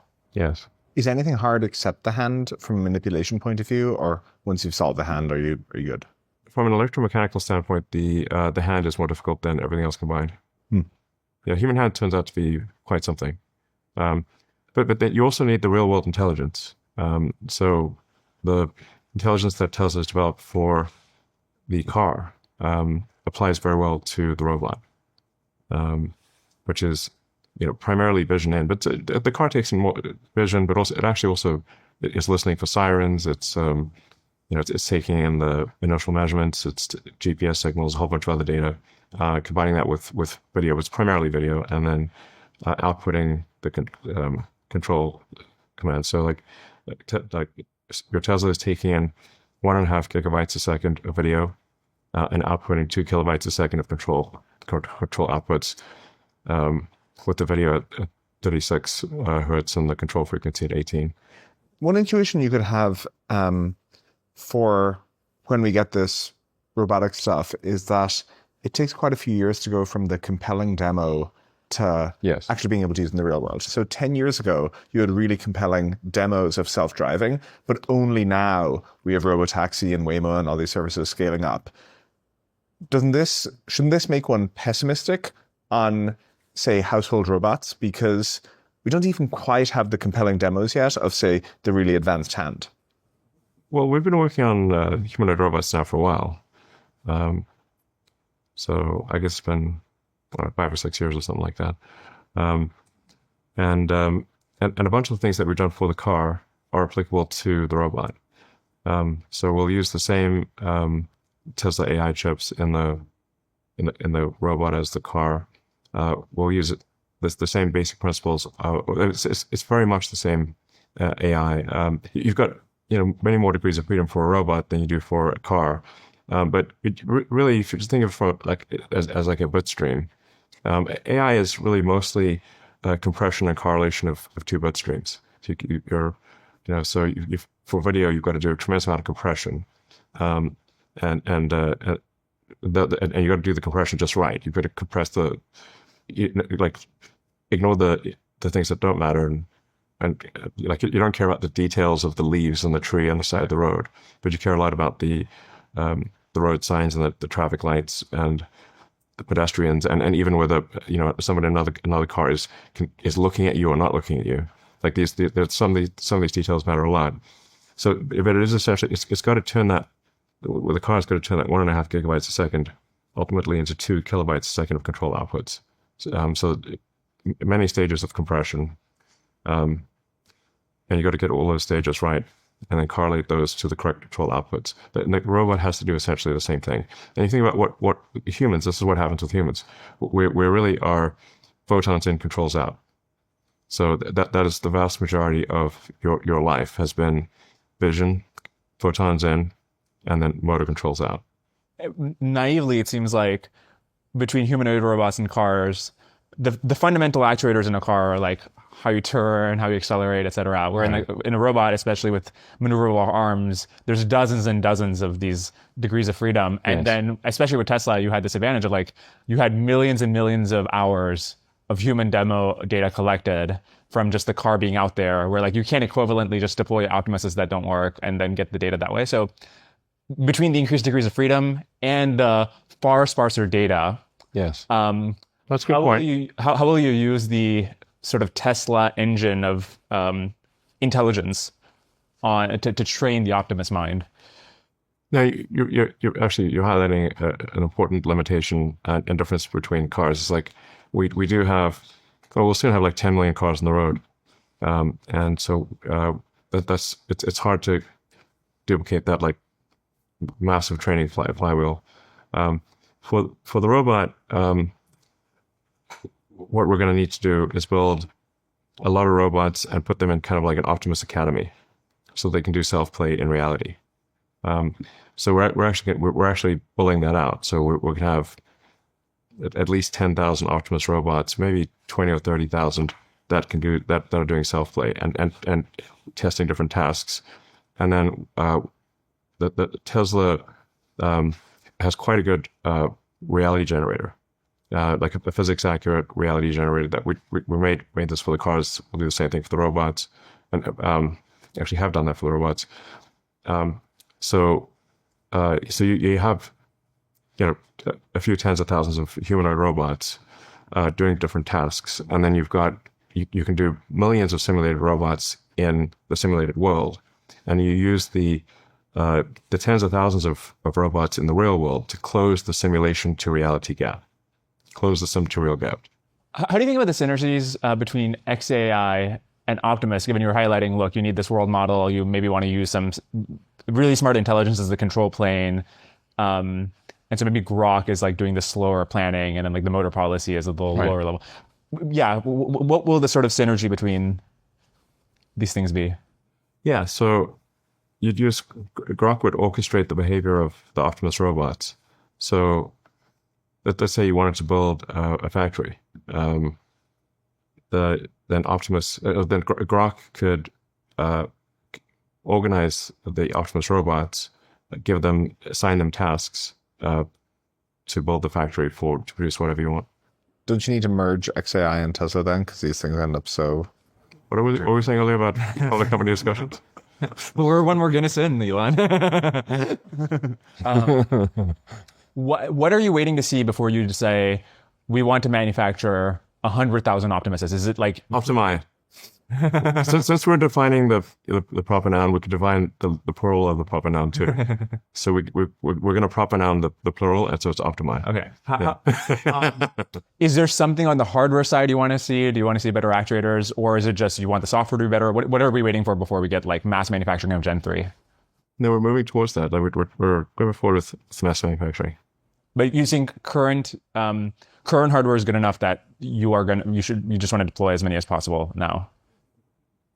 I mean, it's very hard to scale up production. I see. But I think Optimus 3 is the right version of the robot to produce maybe something on the order of like 1 million units a year. I think you'd want to go to Optimus 4 before you went to 10 million units a year. Okay, but you can do 1 million a year at Optimus 3. Yeah, I mean, it's very hard to spool up manufacturing. Yes. So like manufacturing, like the output per unit time always follows an S curve. So it starts off agonizingly slow, then it has this sort of exponential increase, then a linear, then a logarithmic outcome till you sort of eventually asymptote at some number. But Optimus initial production will be it's going to be a stretched out S curve, because so much of what goes into Optimus is brand new. There's not an existing supply chain. As I mentioned, the actuators, electronics, everything in the Optimus robot is designed from physics first principles. It's not taken from a catalog. These are custom designed everything, literally everything. I don't think there's a single thing that. How far down does that go? I mean, I guess we're not making custom capacitors yet, maybe, but there's nothing you can pick out of a catalog at any price. So it just means that the Optimus S curve, the units per output per unit time, how many Optimus robots do you make per day, whatever is going to initially ramp slower than a product where you have an existing supply chain. But it will get to 1 million. When you see these Chinese humanoids, like Unity or whatever, sell humanoids for like 6K or 13K, do you just are you hoping to get your Optimus's bill of materials below that price so you can do the same thing, or do you just think qualitatively they're not the same thing? Like, what do you think is going? Like, what allows them to sell for so low, and can we match that?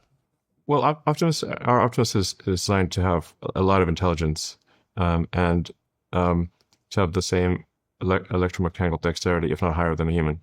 So Unity does not have that, and it's also, I mean, it's quite a big robot. So it has to do carry heavy objects for long periods of time and not overheat or exceed the power of its actuators. So we've got it's 5'11", so it's pretty tall, and it's got a lot of intelligence. So it's going to be more expensive than a small robot that is not intelligent, but more capable. Yeah, but not a lot more. I mean, like the thing is, over time, as Optimus robots build Optimus robots, the cost will drop very quickly. And what will these first million Optimi do? Like, what will their highest and best use be? I think that you would start off with simple tasks that you can count on them doing well. But in the home or in factories, like the best use for robots in the beginning will be any continuous operation, so any 24/7 operation, because they can work continuously. Yeah. What fraction of the work at a gigafactory that is currently done by humans could a Gen 3 do? I'm not sure. Maybe it's like 10-20%. Maybe more. I don't know. We would not like reduce our headcount. We would for sure increase our headcount, to be clear. Right. But we would increase our output. So the units produced per human, like total number of humans at Tesla will increase, but the output of robots and cars will increase disproportionate, like much to number of cars and robots produced per human will increase dramatically, but number of humans will increase as well. We're talking about Chinese manufacturing a bunch here, and we're also talking about, we've talked about some of the policies that are relevant, like you mentioned, the solar tariffs. Yeah. And you think they're a bad idea because, we can't scale up solar in the US. Well, just the electricity output in the US needs to scale up. Right, and it can't without good power sources. You just need to get it somehow. Yeah, but where I was going with this is, if you were in charge, if you were setting all the policies, what else would you change? So you change the solar tariffs as well. Yeah, I would say anything that is a limiting factor for electricity needs to be addressed, provided it's not very bad for the environment. So presumably some permitting reforms and stuff as well Yeah. will be in there. Yeah. There's a fair bit of permitting reforms that are happening. A lot of the permitting is state-based, so but anything. But this administration is good at removing permitting roadblocks. Okay. And I'm not saying all tariffs are bad. I'm just saying because I The think solar tariffs. Yeah. so. Yeah. I mean, sometimes if another country is subsidizing the output of something, then you have to have countervailing tariffs to protect domestic industry against subsidies by another country. What else would you change? I don't know if there's that much that the government can actually do. Well, one thing I was wondering is, it seems like for the policy goal of creating a lead for the US versus China, it seems like the export bans have actually been quite impactful, where China's not producing leading edge chips and the export bans really bite there. China's not producing leading edge turbine engines, and similarly there's a bunch of export bans that are relevant there on some of the metallurgy. Should there be more export bans? Like, as you think about things like, there are now the drone industry and things like that, but is that something that should be considered? Well, I think it's important to appreciate that in most areas, China is very advanced in manufacturing. There's only a few areas where it is not. China is a manufacturing powerhouse next level. Like, people don't.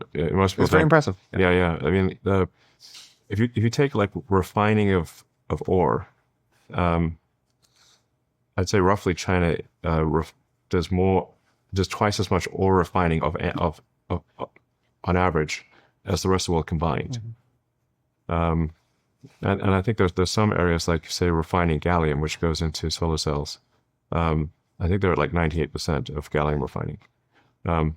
So China is actually very advanced in manufacturing in I'd say most areas. It seems like there is discomfort with this supply chain dependence, and yet nothing's really happening on it. Which supply chain dependence? It depends on, say, the gallium refining that you're saying.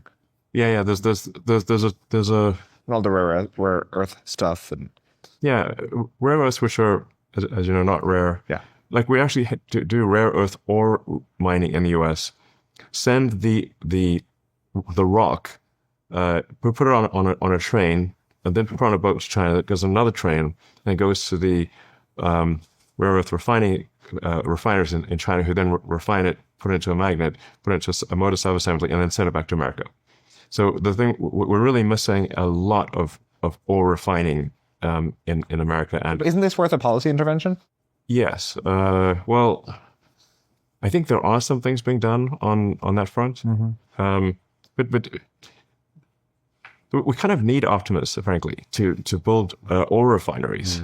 So you think the main advantage China has is the abundance of skilled labor, and that's that's the thing Optimus fixes. But then also we need the China's skilled got labor. like 4 times our population. So. But we need. So I mean, there's this concern if you think like humanoids are the future that like.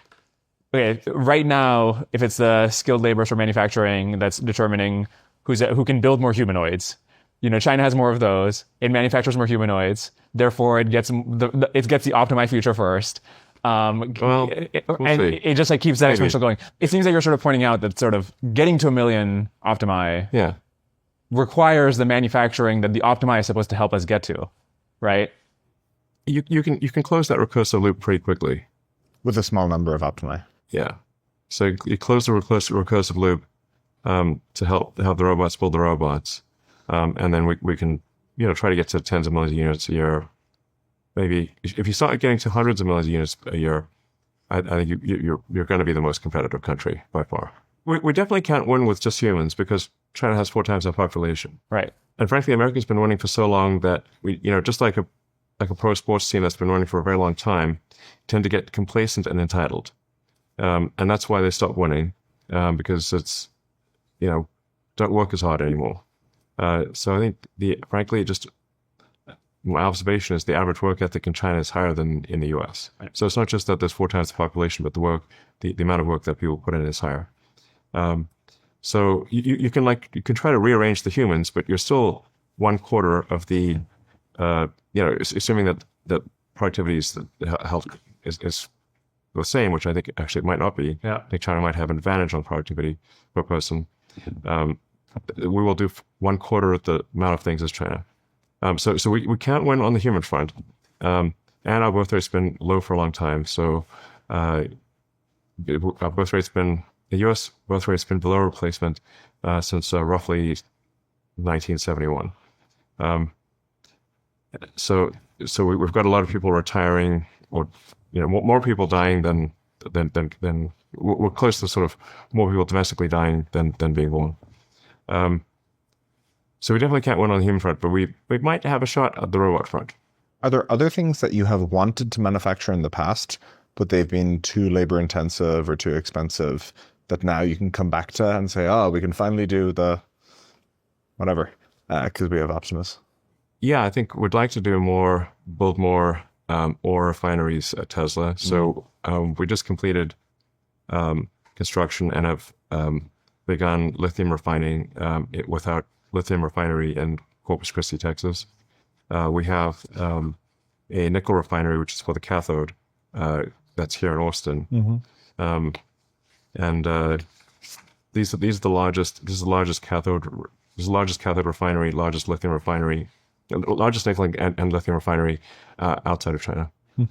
And it's like the cathode team would say, like, we have the largest and the only actually cathode refinery in America. Many superlatives. Not just the largest, but it's also the only.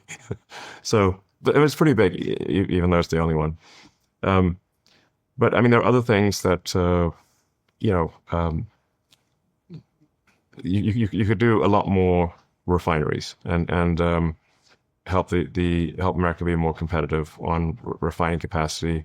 So there's there's basically a lot of work for the Optimi to do that most Americans, very few Americans, frankly, want to do. I mean, I've actually. Is the refining work too dirty, or what's the? It's not. It's actually no. We don't. There's not. We don't have toxic emissions from the refinery or anything. The cathode nickel refinery is right sort of in Travis County, like 5 minutes from. Why can't you do it with humans? No, you can't. You just run out of humans. I see. Okay, yeah. like no matter what you do, you have 1/4 the number of humans in America than China. So if you have them do this thing, they can't do the other thing. So then well, how do you build this refining capacity? Well, you can do it with Optimi, but not very many Americans are pining to do refining. I mean, how many of you run into? Very few. What are you? Very few plan to refine. BYD is reaching Tesla production or sales in quantity. What do you think happens in global markets as Chinese production in EVs scales up? Well, China's extremely competitive in manufacturing, so I think there's going to be a massive flood of Chinese vehicles and other basically most manufactured things. I mean, as it is, as I said, like China's like probably just twice as much refining as the rest of the world combined. Yeah. So if you go, if you just go down to like 4th and 5th tier supply chain stuff, like at the base level, you've got energy, then you've got mining and refining. Those foundation layers are, like I said, China, as a rough guess, China's doing twice as much refining as the rest of the world combined. So any given thing is going to have Chinese content because China's doing twice as much refining work as the rest of the world. And then they'll go all the way to the finished product with the cars. I mean, China's a powerhouse. I mean, I think this year China will exceed 3 times U.S. electricity output. And like electricity output is a reasonable proxy for for the economy. So like in order to run the factories and run everything, you need electricity. So electricity is a good proxy for the real economy. And so if China passes 3 times the U.S. electricity output, it means that its industrial capacity, that's a rough approximation, is 3 times that, will be 3 times that of the U.S. Reading between the lines, it sounds like what you're sort of saying is, absent some sort of humanoid recursive miracle in the next few years, on the sort of like whole manufacturing, energy, raw materials chain, like China will just like dominate, whether it comes to like AI or manufacturing EVs or manufacturing humanoids. In the absence of breakthrough innovations in the U.S., China will utterly dominate. Interesting. Yes. Robotics being the main breakthrough innovation. Well, if you do like to scale AI in space, like basically need space. You need the humanoid robots. You need real world AI. You need 1 million tons a year to orbit. Like let's just say, like if we get the mass driver on the moon going, my favorite thing, then I think we'll have solved all our problems. yeah. So this is like, I call that winning. I call that winning. Big time. You can finally be satisfied you've done something. Yes. You have the mass driver on the moon. That's right. I just want to see that thing in operation. Was that out of some sci-fi, or where did you? Well, actually, there is a Heinlein book. The moon is a harsh mistress. Okay, yeah, but that's slightly different. That's a gravity slingshot, or No, they have a mass driver on the moon. Okay, yeah.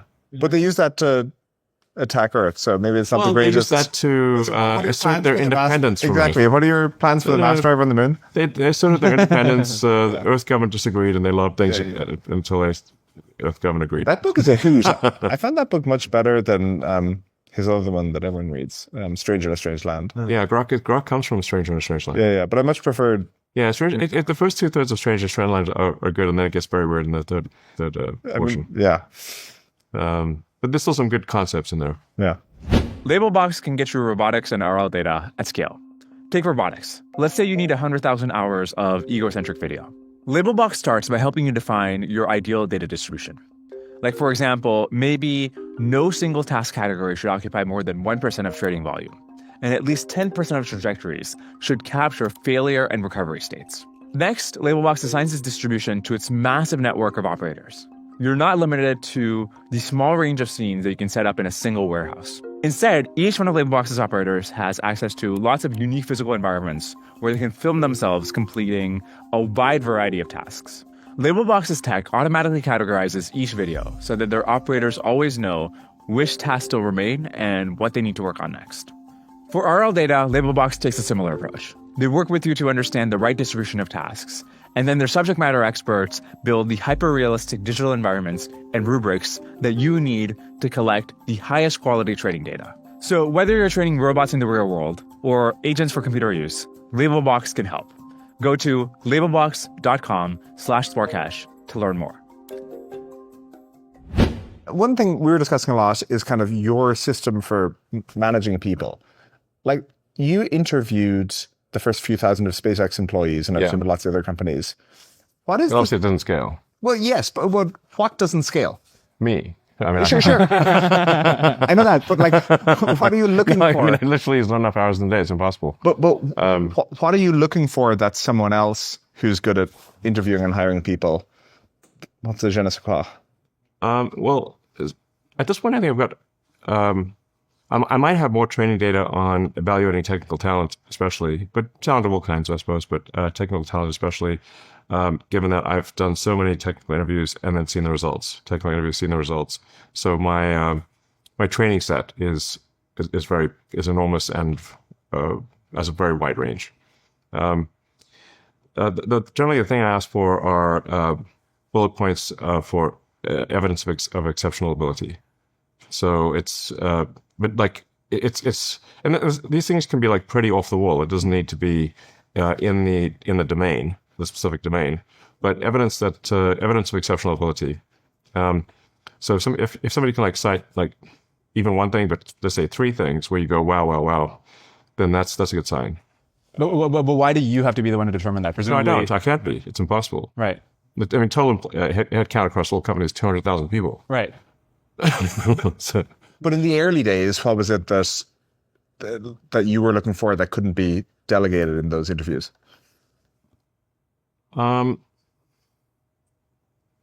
well, I guess I need to build my training set. It's not like I would bat 1,000 here. I would make mistakes, Yes. but then I'd be able to see where I thought somebody would work out well, but they didn't, and then why did they not work out well, and what can I do to, I guess, RL myself Yes. to in the future have a better batting average when interviewing people. Mm-hmm. So, and my batting average is still not perfect, but it's very high. What are some surprising reasons people don't work out? Surprising reasons. Like, they don't understand technical domain, et cetera. But like, No, you've got like the long tail now of like, I was really excited about this person. It didn't work out. Curious why that happens. Yeah. So generally what I tell people, I tell myself, I guess aspirationally, is don't look at the resume, just believe your interaction. Mm. So if the resume may seem very impressive and it's like, wow, resume looks good, but if the conversation after 20 minutes is that conversation is not wow, you should believe the conversation, not the paper. I feel like part of your method is that, there was this meme in the media a few years back about Tesla being a revolving door of executive talent. Whereas actually, I think when you look at it, Tesla's had a very consistent and internally promoted executive bench over the past few years. And then at SpaceX, you have all these folks like Mark Juncosa and Steve Davis and... Steve Davis runs Boring Company these days. No, now, but Bill Riley and folks like that. And it feels like part of has worked well is having very capable technical deputies. What do all of those people have in common? The Tesla is a sort of senior team. At this point, it's probably got average tenure of 10 or 12 years. It's quite long. It's quite tenured. Yeah. But there are times when Tesla went through an extremely rapid growth phase, and so things were just somewhat sped up. And when a company, as you know, a company goes through different orders of magnitude of size, people who could help manage, say, a 50-person company versus a 500-person company versus a 5,000-person company versus a 50,000-person company. Yeah, you outgrew people. Yeah, it's just not the same team. Yes. It's not always the same team. So if a company is growing very rapidly, the rate at which executive positions will change will also be proportionate to the rapidity of the growth, generally. Then Tesla had a further challenge where when Tesla had very successful periods, we would be relentlessly recruited from, like relentlessly.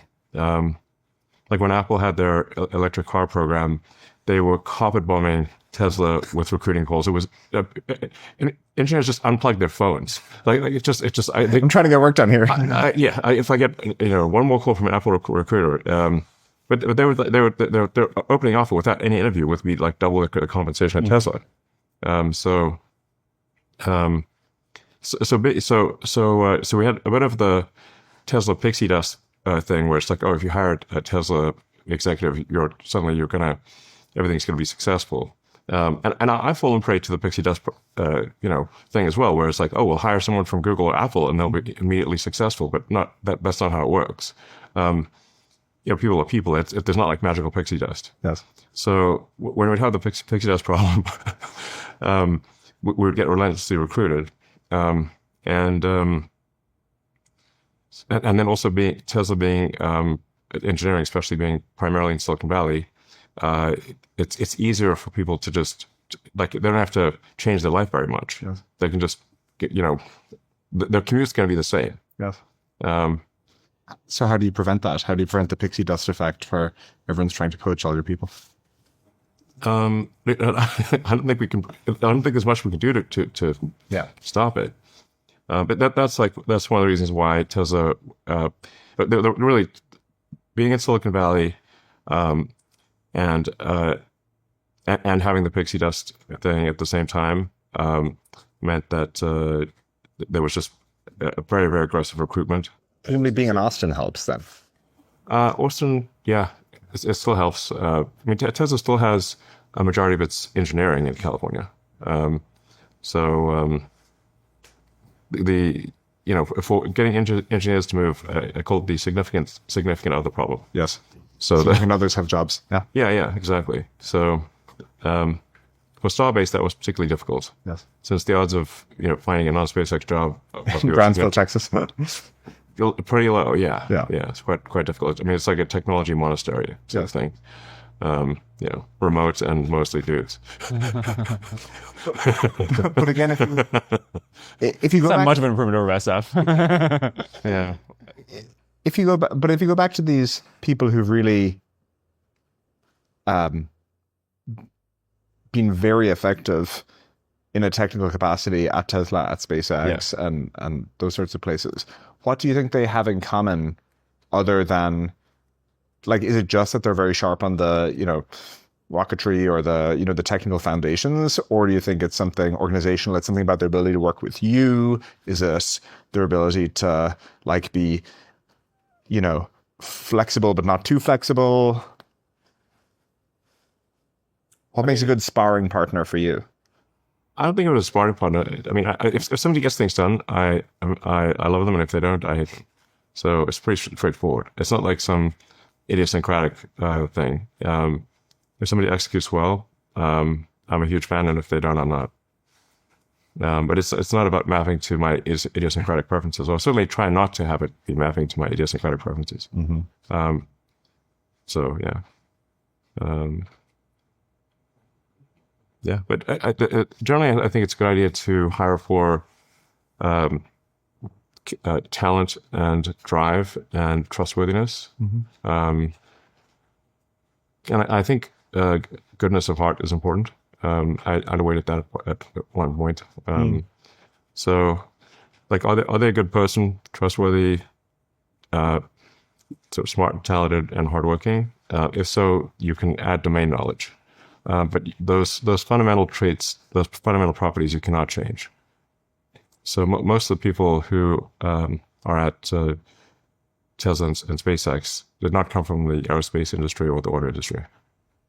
What is most had to change about your management style as your companies have scaled from 100 to 1,000 to 10,000 people? You're known for this like very micromanagement, just getting into the details of things. Nano management, please. Pico management. Femto management. So you're saying you can't keep going. We're going to go all the way down to Planck's constant. We're going to go all the way down to Heisenberg's and Sidney Small. Yeah. Well, how do you? I mean, are you still able to get into details as much as you want? Would your companies be more successful if they were smaller? Like, how do you think about that? Well, because I have a fixed amount of time in the day, my time is necessarily diluted as things grow and as the span of activity increases. So, it's impossible for me to actually be a micromanagement because there's that would imply I have some like thousands of hours per day. It is a logical impossibility for me to micromanage things.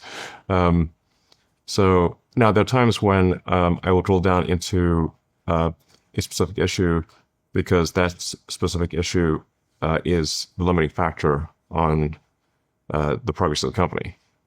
But the reason for drilling into that some very detailed item is because it is the limiting factor. It's not arbitrarily drilling into tiny things. And like I said, obviously, from a time standpoint, it is physically impossible for me to arbitrarily go into tiny things that don't matter, and that would result in failure. But sometimes the tiny things are decisive in victory. Famously, you switched the Starship design from composites to steel. Yes. And you made that decision. Like that Correct. wasn't people were going around, they're like, oh, we found something better, boss. Like that was you encouraging people against some resistance. Can you tell us how you came to that whole composite steel switch? Yeah. So desperation, I'd say. Originally, yeah, we were going to make Starship out of carbon fiber, and carbon fiber is pretty expensive. Like the you can generally when you do volume production, you can get any given thing to start to approach its material cost. The problem with carbon fibers is that material cost is still very high. It's about 50 times, particularly if you go for a high strength specialized carbon fiber that can handle cryogenic oxygen. It's like call it roughly 50 times the cost of steel. And at least in theory, it would be lighter. People generally think of steel as being heavy and carbon fiber as being light. And for room temperature applications, like say more or less room temperature applications, like a Formula One car, static aerostructure, or any kind of aerostructure really you're gonna probably be better off with carbon fiber. Now the problem is that we were trying to make this enormous rocket out of carbon fiber, and our progress was extremely slow. And it had been picked in the first place just because it's light. Yes, like at first glance, like most people would think that the choice for making something light would be carbon fiber. Now the thing is that when you make something very enormous out of carbon fiber, and then you try to have the carbon fiber be efficiently cured, meaning not room temperature cured, because you've got sometimes you got like 50 plies of carbon fiber, and carbon fiber is really carbon string and glue, and you in order to have high strength, you need an autoclave, so something that's essentially a high pressure oven. And if you have something that's a gigantic, the oven's got to be bigger than the rocket. So we'll be trying to make an autoclave that's bigger than any autoclave that's ever existed, or do room temperature cure, which takes a long time and has issues. But the fundamental issue is that we're just making very slow progress with carbon fiber. I think the meta question is why it had to be you who made that decision? There's many engineers on your team. Yeah, how did the team not arrive at steel? Yeah, exactly. Like, this is a part of a broader question of like understanding your comparative advantage at your companies. It was because we were making very slow progress with carbon fiber. I was like, okay, we've got to try something else. Now, for the Falcon 9, the primary airframe is made of aluminum lithium, which is a very, very good strength to weight. Actually, it has about the same, maybe better strength to weight for its application than carbon fiber. But aluminum lithium is very difficult to work with. In order to weld it, you have to do something called friction stir welding, where you join the metal without it entering the liquid phase. So it's kind of wild that you could do that, but with this particular type of welding, you can do that. But it's very difficult to let's say you want to make a modification or attach something to aluminum lithium. You now have to use a mechanical attachment with seals. You can't weld it on. So I want to avoid using aluminum lithium for the primary structure for Starship, and there was this very special grade of carbon fiber that had very, very good mass properties. So with rocket, you're really trying to maximize the percentage of the rocket that is propellant, minimize the mass, obviously, and But like I said, we were making very slow progress, and I said, at this rate, we're never going to get to Mars. So we've got to think of something else. I didn't want to use aluminum lithium because of the difficulty of friction stir welding, especially doing that at scale. It was hard enough at 3.6 meters in diameter, let alone at 9 meters or above.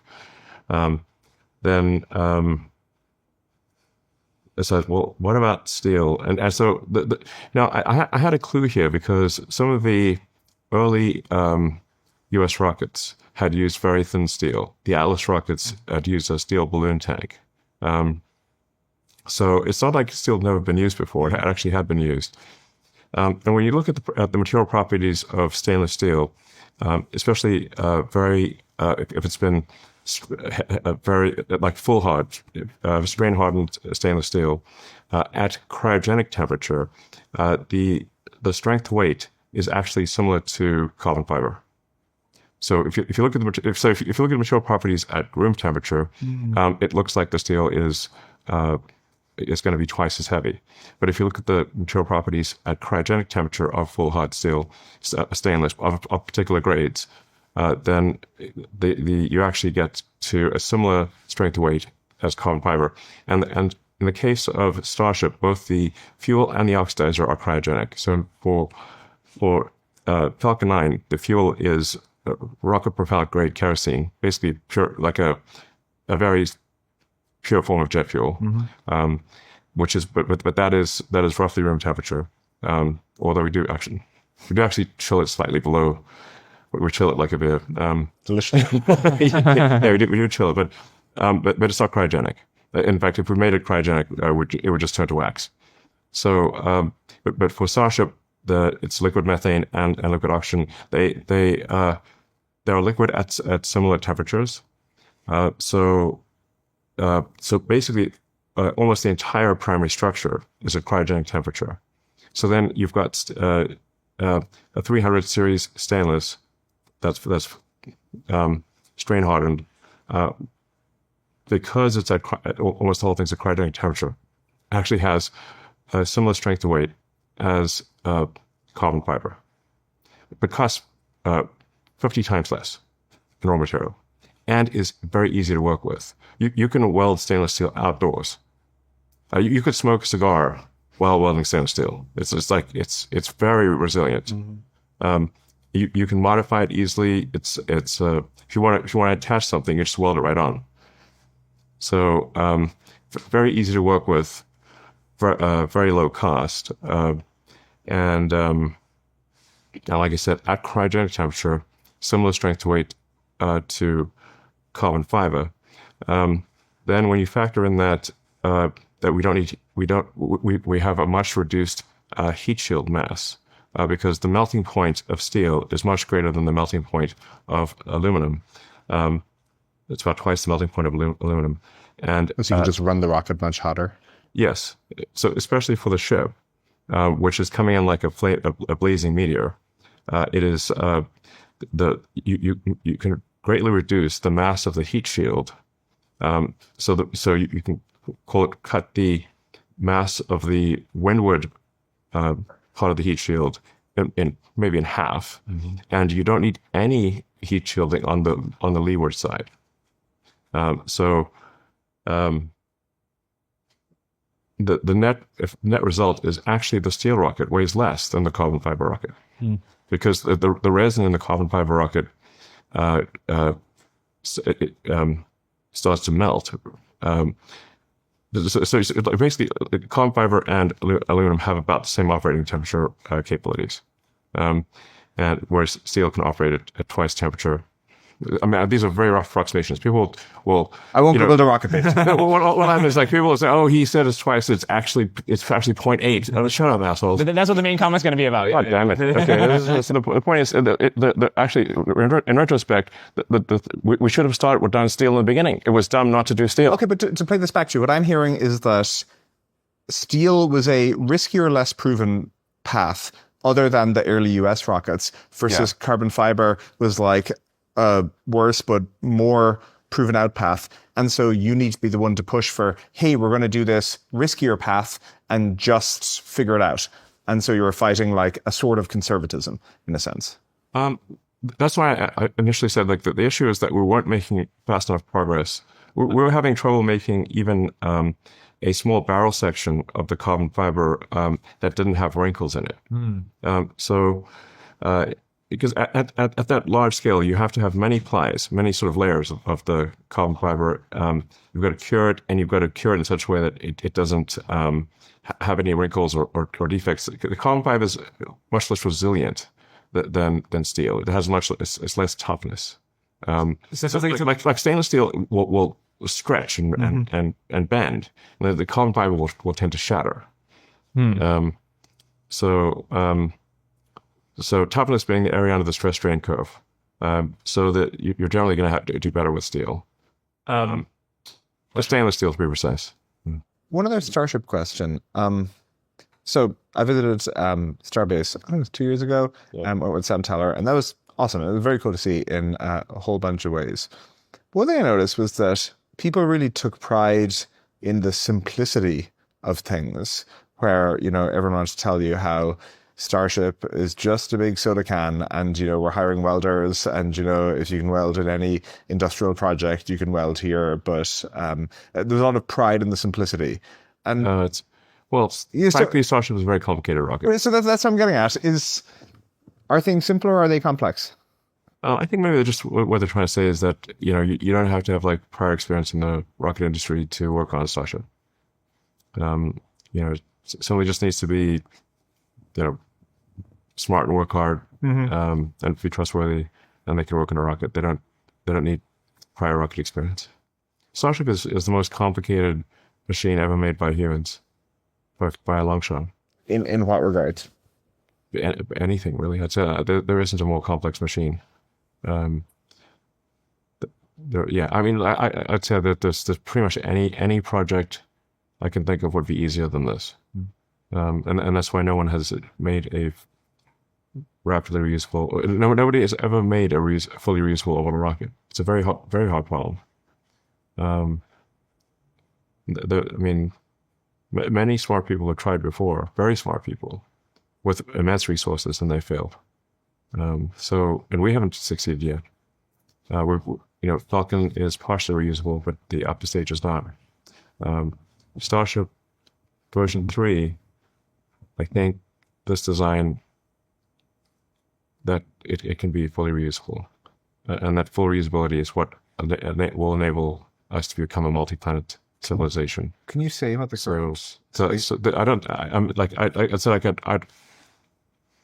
Any technical problem, even like a hadron collider or something like that, is an easier problem than this. We spent a lot of time on bottlenecks. Can you say what the current Starship bottlenecks are, even at a high level? Trying to make it not explode. Generally. That old chestnut. Really wants to explode. All those combustible materials. We've had 2 boosters explode on the test stand.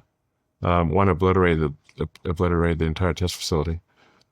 So it only takes like one mistake, and I mean the amount of energy contained in Starship is insane. And so is that why it's harder than Falcon? It's because it's just more energy. It's a lot of new technology. It's pushing the performance envelope. The Raptor 3 engine is a very, very advanced engine, by far the best rocket engine ever made. But it desperately wants to blow up. I mean, just to put things in perspective here, on liftoff, the rocket is generating over 100 gigawatts of power. It's 20% of US electricity consumption. Actually, it's insane. It's a great comparison. While not exploding. Sometimes. Sometimes, discussed. but sometimes, yeah. So I was like, how does it not explode? There's a thousands of ways that it could explode, and only one way that it doesn't. So we want it to not merely not explode, but fly reliably on a daily basis, like once per hour. And obviously, it blows up a lot. It's very difficult to maintain that launch cadence. Yes. And then I'm gonna say like what's the single biggest remaining problem for Starship? It's having the heat shield be reusable, that such that no one has ever made a reusable orbital heat shield. So the heat shield's got to make it through the ascent phase without shocking a bunch of tiles, and then it's going to come back in and also not lose a bunch of tiles or overheat the main airframe. And isn't that hard? Because it's kind of fundamentally a consumable. Well, yes, but your brake pads in your car are also consumable, but they last a very long time. Fair. Okay. So it just needs to last a very long time. That's it. Just trying to. I mean, we have brought the ship back and had it do a soft landing in the ocean. We've done that a few times, but it lost a lot of tiles. It was not reusable without a lot of work. Yeah. So even though it did land, it did come to soft landing, it would not have been reusable without a lot of work. And that, so it's not really reusable in that sense. So that's the biggest problem that remains, is fully reusable heat shield. So like if you want to be able to land it, refill propellant and fly again, without you can't do this laborious inspection of 40,000 tiles type of thing. I'm curious how you drive. Like when I read biographies of yours, it just it seems like you're just able to drive the sense of like urgency and drive the sense of like this is the thing that can scale. And I'm curious why you think other organizations of your, like SpaceX and Tesla are really big companies now, and you're still able to keep that culture. What goes wrong with other companies such that they're not able to do that? I don't know. But like today, you said you had like a bunch of SpaceX meetings. Like, what is it that you're doing there that's like keeping that? That's adding urgency. Yeah. Well, I don't know. I guess the urgency is going to come from whoever's leading the company. So my sense of urgency, I have like a maniacal sense of urgency. So that maniacal sense of urgency projects through the rest of the company. Is it because of consequences? They're like, if Elon set a crazy deadline, but if I don't get it, I know what happens to me. Is it just you're able to identify bottlenecks and get rid of them so people can move fast? Like, how do you think about why your companies are able to move fast? Yeah, I'm constantly addressing the limiting factor. So, I mean, on the deadlines front, I generally actually try to aim for a deadline that I at least think is at the 50th percentile. So it's not like an impossible deadline, but it's the most aggressive deadline I can think of that could be achieved with 50% probability. Which means that it will be late half the time. But whatever, like there is like a law of gaseous expansion that applies to schedules. Like whatever schedule you like, if you said we're going to do this something in like 5 years, which to me is like infinity time, it will expand to fully available schedule, and it will take 5 years. There's a physical limit, like that. Like physics will limit how fast you can do certain things. Like so, like scaling up manufacturing, there's a rate at which you can move the atoms and scale manufacturing. That's why you can't like instantly make, you know, 1 million of something, 1 million units a year or something. You've got to design the manufacturing line. You've got to bring it up. You've got to ride the S curve of production. So yeah, I mean, I guess like I'm trying to think, like, what can I say that's actually helpful to people? I think generally a maniacal sense of urgency is a very big deal. And you want to have an aggressive schedule, and then you want to figure out what the limiting factor is at any point in time, and help the team address that limiting factor. Can you maybe talk about so Starlink was slowly in the works for many years. And yeah, we talked about it all the way in the beginning of the company. Yeah. And so then there was a team you had built in Redmond. And then at one point you decided this team is just not cutting it. But again, how did you, like, it went for a few years slowly. And so why didn't you act earlier? And why did you act when you did? Like, why was that the right moment at which to act? I mean, I have these very detailed engineering reviews weekly. That's maybe a very unusual level of granularity. I don't know anyone who runs a company, or at least a manufacturing company, that goes into the level of detail that I go into. So it's not as though, like, I have a pretty good understanding of what's actually going on, because we go through things in detail.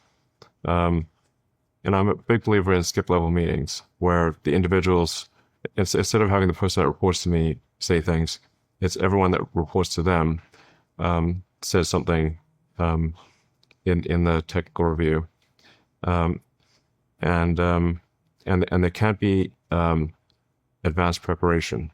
So otherwise you're going to get glazed. As I say these days. Yeah, exactly. Very Gen Z of you. Very Gen Z. How do you prevent advanced administration? You just like call them randomly? Like, No, just go around the room and everyone provides an update. Okay. I mean, it's a lot of information to keep in your head, because you've got then, say, if you have meetings weekly or twice weekly, you've got a snapshot of what that person said, and you can then, plot the progress points. You can sort of mentally plot the points on a curve and say, are we converging to a solution or not? Or are we, like, I'll take drastic action only when I conclude that success is not in a set of possible outcomes. So when I say, okay, when I finally reach the conclusion that, okay, unless drastic action is done, we have no chance of success, then I must take drastic action. And so I came to that conclusion in 2018, took drastic action, and fixed the problem. How many, you've got many companies, and in each of them, it sounds like you do this kind of deep engineering understanding of what the relevant bottlenecks are, so you can do these reviews with people. Yeah. You've been able to scale it up to 5, 6, 7 companies. Within one of these companies, you have many different mini companies within them. What determines the maximum here? Could you have like 80 companies? 80? No. But like you have so many already. That's already remarkable. Why this current number? Yeah, exactly. No. So we can barely keep one company together. It's like, it depends on situation. I actually don't have regular meetings with the Boring Company, so that the Boring Company is sort of cruising along. Like, look, if something is working well and making good progress, then there's no point in me spending time on it. So I actually allocate time according to where the limiting factor or the problem, where are things problematic, and or where are we pushing against, like what is holding us back? Well, I focus, at risk of saying the words too many times, the limiting factor.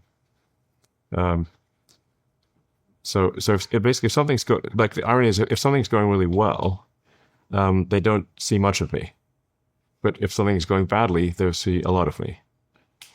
so if something is or not even badly. It's like if something's a limiting factor. it's the limiting factor. Exactly. It's not exactly going badly, but it's the thing it's the thing that we need to make go faster to. And so when mass. something's a limiting factor at SpaceX or Tesla, are you like talking weekly, daily with the engineer that's working on it? How does that actually work? Most things that are limiting factor are weekly, and some things are twice weekly. So the AI5 chip review is twice weekly, and so it's every Tuesday and Saturdays is the chip review. Is it open ended in how long it goes? Technically, yes, but usually it's like 2 or 3 hours. So I mean, sometimes less. It depends on how much information we've got to go through. Yeah. That's another thing. Again, I'm just trying to tease out the differences here, because the outcomes seem quite different. And so I think it's interesting to note what inputs are different. And it feels like the corporate world, one, like you're saying, just the CEO doing engineering reviews does not always happen, despite the fact that that is what the company is doing. But then time is often pretty finely sliced into, half-hour meetings or even 15-minute meetings. And it seems like you hold more open-ended, we're talking about it until we figure it out type meetings. Yeah. Yeah, sometimes, but most of them seem to more or less stay on time. I mean, today's Starship engineering review went a bit longer because there were more topics to discuss. They're trying to figure out how to scale to 1 million plus tons to orbit per year is quite challenging. Can I ask a question? So you said about Optimus and AI that they're going to result in double-digit growth rates within a matter of years. Oh, like the economy? Yeah. Yes. I think that's right. What was the point of the Doge cuts if the economy is going to grow so much? Well, I think like waste and fraud are not good things to have, I was actually pretty worried about, I guess, I think in the absence of AI and robotics, we're actually totally screwed because the national debt is piling up like crazy. Now, our interest payments, the national debt exceed the military budget, which is $1 trillion. So we have over $1 trillion just in interest payments. That was like, I was like, okay, pretty concerned about that. Maybe if I spend some time, we can slow down the bankruptcy of the United States and give us enough time for the AI and robots to, help solve the national debt.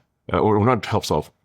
It's the only thing that could solve the national debt. Like, we are 1,000% going to go bankrupt as a country and fail as a country without AI and robots.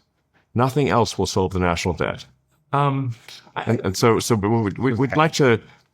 Well, we need enough time to build the AI and robots and not go bankrupt before then. I guess the thing I'm curious about is when Doge starts, you have this enormous ability to enact reform and not that enormous. Sure.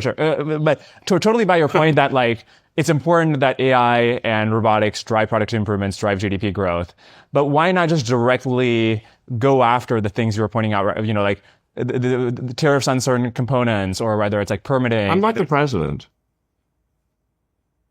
and very hard to cut to cut things that are obvious waste and fraud, like ridiculous waste and fraud. What I discovered that it's extremely difficult even to cut very obvious waste and fraud from the government, because the government has to operate on like who's complaining. Like if you cut off payments to fraudsters, they immediately come up with the most sympathetic sounding reasons to continue the payment. They don't say, please keep the fraud going. They say, they're like, you're killing baby pandas. And we're like, meanwhile, there's no baby pandas are dying. They're just making it up. The fraudsters are capable of coming up with extremely compelling, sort of heart-wrenching stories that are false, but nonetheless sound sympathetic. And that's what happened. So it's like, perhaps I should have known better. But I thought, wait, let's try to cut some amount of waste and fraud from the government. Maybe there shouldn't be, 20 million people marked as alive in Social Security who are indefinitely dead and over the age of 115. The oldest American is 114. So it's safe to say if somebody is 115 and marked as alive in the Social Security database, something is there's either a typo, so like somebody should call them and say, we seem to have your birthday wrong, or we need to mark you as dead. One of the two things. Very intimidating call to get. Well, so it seems like a reasonable thing. And if like, say, their birthday is in the future, and they have, a small business administration loan, and their birthday is 2165, we either, again, have a typo or we have fraud. So we say we appear to have gotten the century of your birth incorrect. Or a great plot for a movie.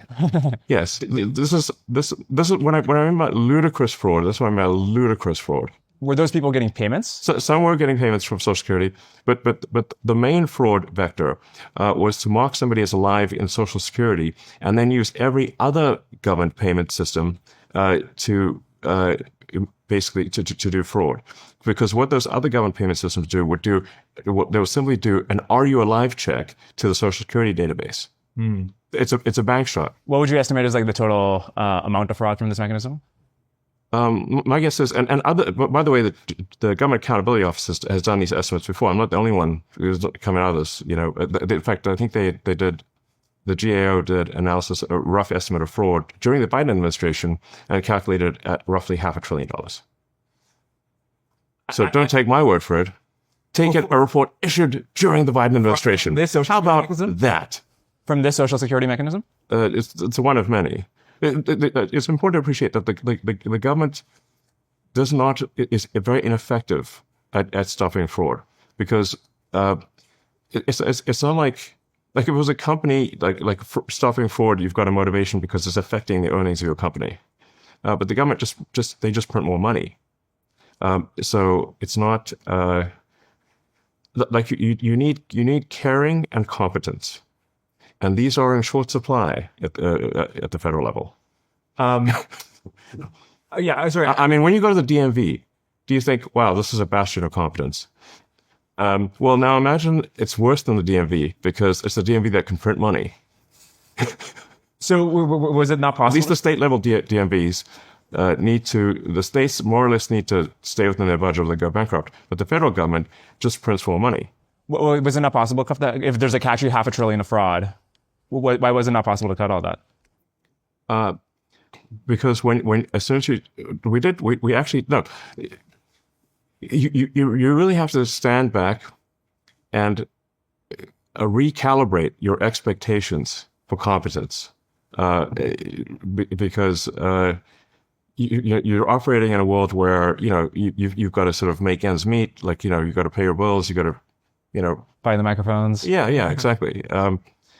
So you if you don't have, it's not like there's a giant, largely uncaring monster bureaucracy. It's not even and a bunch of anachronistic computers that are just sending payments.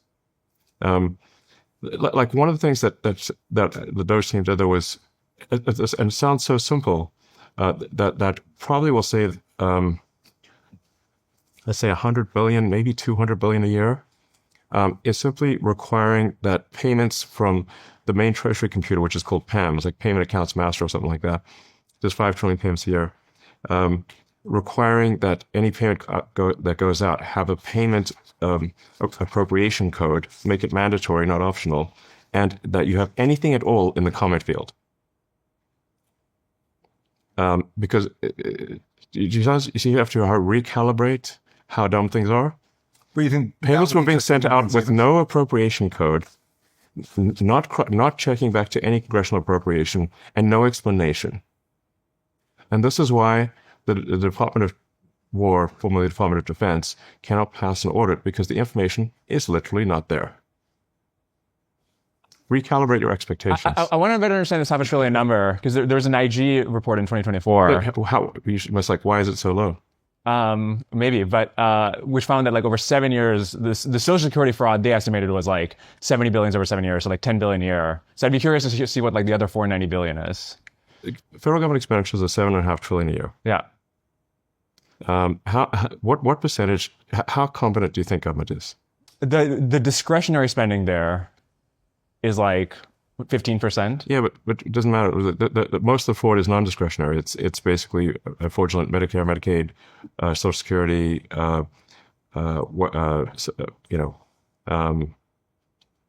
disability. There's a zillion government payments. Yeah. And a bunch of these payments are in fact they're block transfers to the states. So the federal government doesn't even have the information in a lot of cases to even know if there's fraud. Let's like reductio ad absurdum. The government is perfect and has no fraud. What is your probability estimate of that? I mean, 0. Okay.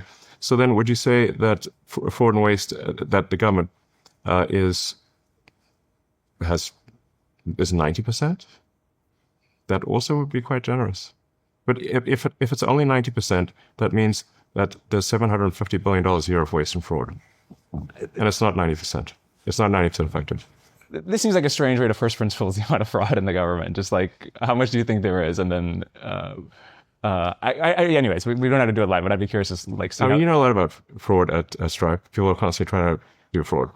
Yeah, but as you say, it's like a little bit of a, we've really ground it down, but it's a little bit of a different problem space because we're dealing with a much more heterogeneous set of fraud vectors here than we're. Yeah, but I mean, at Stripe, you have high confidence and you try hard. You have high competence and high caring, but still fraud is non-zero. Now imagine it's at a much bigger scale. There's much less competence and much less caring. Back PayPal back in the day, we tried to manage fraud down to about 1% of the payment volume. And that was very difficult. It took a tremendous amount of competence and caring to get fraud merely to 1%. Now imagine that you have an organization where there's much less caring and much less competence. It's going to be much more than 1%.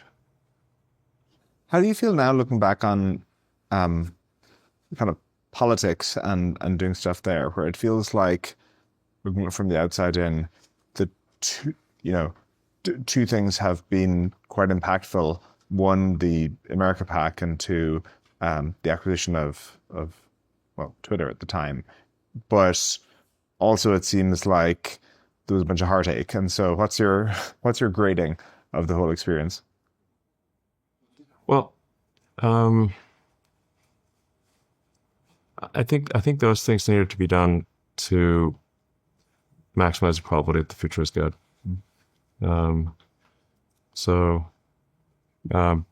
But politics generally is very tribal, and it's very tribal, and people lose their objectivity usually with politics. Like they generally have trouble seeing the good on the other side or the bad on their own side. That's generally how it goes. That I guess was one of the things that surprised me the most is you often simply cannot reason with people. If they're in one tribe or the other, they simply believe that everything their tribe does is good and anything the other political tribe does is bad. And persuading them otherwise is almost impossible.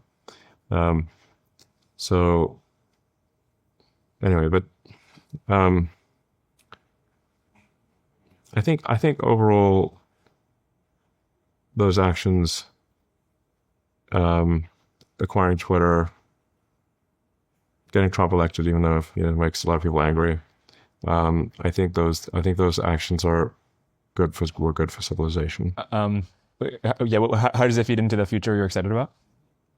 Well, America needs to be strong enough to last long enough to extend life to other planets and to get, I guess, AI and robotics to the point where we can ensure that the future is good.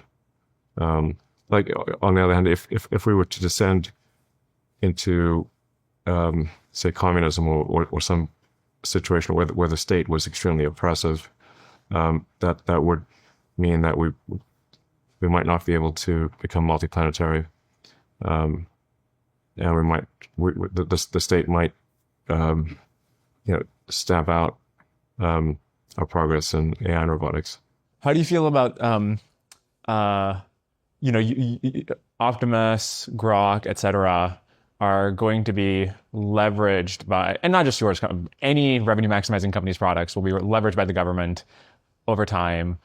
How does this concern manifest in what private companies should be willing to give governments? What kinds of guardrails should AI models be made to do whatever the government that has contracted them out to do ask them to do? Should Grok get to say, like, actually, even if the military wants to do X, no, the Grok will not do that? I think probably the biggest danger of AI, well, maybe the biggest danger of for AI and robotics going wrong is government. Interesting. I mean, the way like people who are opposed to corporations or worried about corporations should really worry about the most about government, because government is just a corporation in the limit. It's a government. It is. Government is just the biggest corporation with a monopoly on violence. So I always find it like a strange dichotomy where people would think corporations are bad, but the government is good, when the government is simply the biggest and worst corporation. But people have that dichotomy. They somehow think at the same time that government can be good, but corporations bad, and this is not true. Corporations have better morality than the government. So I actually think it's that's that is a thing to be worried about. It's like if the government should not, like, the government could potentially use AI and robotics to suppress the population. Like, that is a serious concern. I mean, as a guy building AI and robotics, how do you prevent that? Well, I think that like if you have a limited government, if you limit the powers of government, which is like really what the U.S. Constitution is intended to do, it's intended to limit the powers of government, then you're probably going to have a better outcome than if you have more government. So robotics will be available to all governments, right? Not about all governments. I mean, it's difficult to predict like I said, like what's the end point, or like what is many years in the future, but it's difficult to predict the sort of path along that way.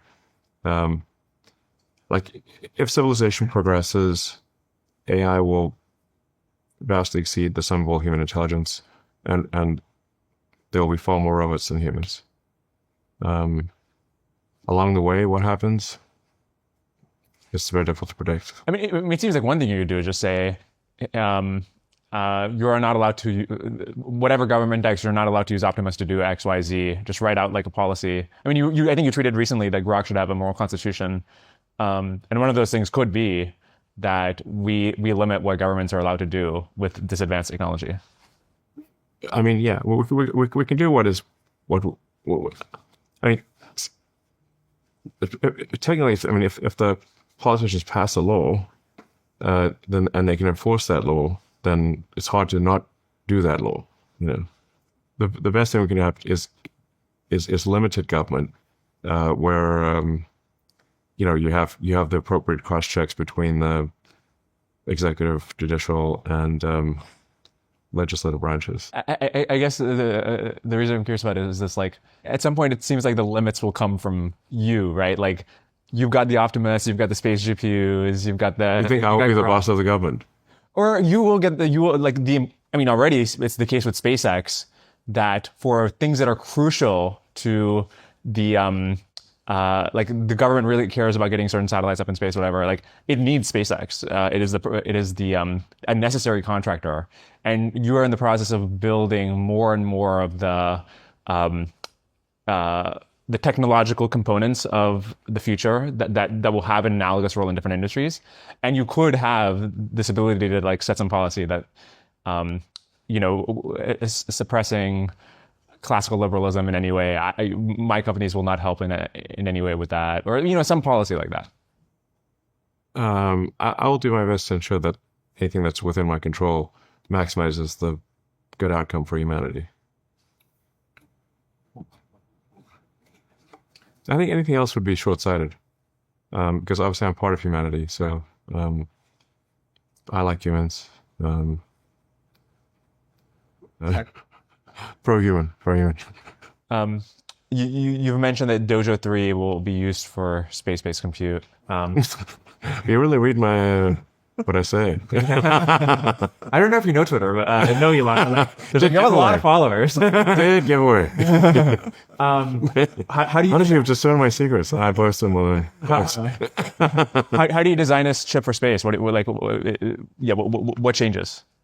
Well, I guess you want to design it to be more radiation tolerant and run at a higher temperature. So you could, roughly if you increase the operating temperature by 20% in degrees Kelvin, you can cut your radiator mass in half. So running at a higher temperature is helpful in space. There's various things you can do for shielding the memory, but like neural nets are going to be very resilient to bit flips. Yeah. So like most of what happens for radiation is like random bit flips. But like if you've got like, a multi-trillion parameter model and you get a few bit flips, it doesn't matter. It's much like heuristic programs are going to be much more sensitive to bit flips than some giant parameter file. So I just designed it to run hot, and I think you pretty much do it the same way that you do things on Earth, apart from making it run hotter. The solar array is most of the weight on the satellite. Is there a way to make the GPUs even more power dense than what NVIDIA and TPUs and et cetera are planning on doing that would, be especially privileged in the space-based world? Well, the basic math is like, if you can do about a kilowatt per reticle, and then you'd need, 100 million full reticle chips to do 100 gigawatts. Yeah. So, yeah, depending on what your yield assumptions are, that tells you how many chips you need to make. But cool, you need if you're gonna have 100 gigawatts of power, you need 100 million chips running that are running a kilowatt sustained output per reticle. 100 Basic math. 100 million chips. It depends on. Yeah, if you look at the die size of something like Blackwell GPUs or something, and how many you can get out of a wafer, you can get like on the order of dozens or less per wafer. So this is a world where if we're putting that out every single year, you're producing millions of wafers a month. That's the plan with Terafab? Millions of wafers a month of advanced process nodes? Yeah, it's could be some number north of 1 million, I think. Yeah. You got to do the memory too. Yeah. You're going to make a memory fab? I think the Terafab's got to do memory. It's got to do logic, memory, and packaging. I'm very curious how somebody gets started. This is like the most complicated thing man has ever made. And obviously, if anybody's up to the task, you're up to the task. So you realize it's a bottleneck, and you go to your engineers and what is the next, what do you tell them to do? I want 1 million wafers a month in 2030. Yeah. What is the next, what do you... That's right. Do you call ASML? What is the... That's exactly what I want. What is the next step? That's so much to ask. Well, we make a little fab and see what happens. Make our mistakes at a small scale, and then make a big one. Is a little fab done, or is No, it's not done. Okay. People would.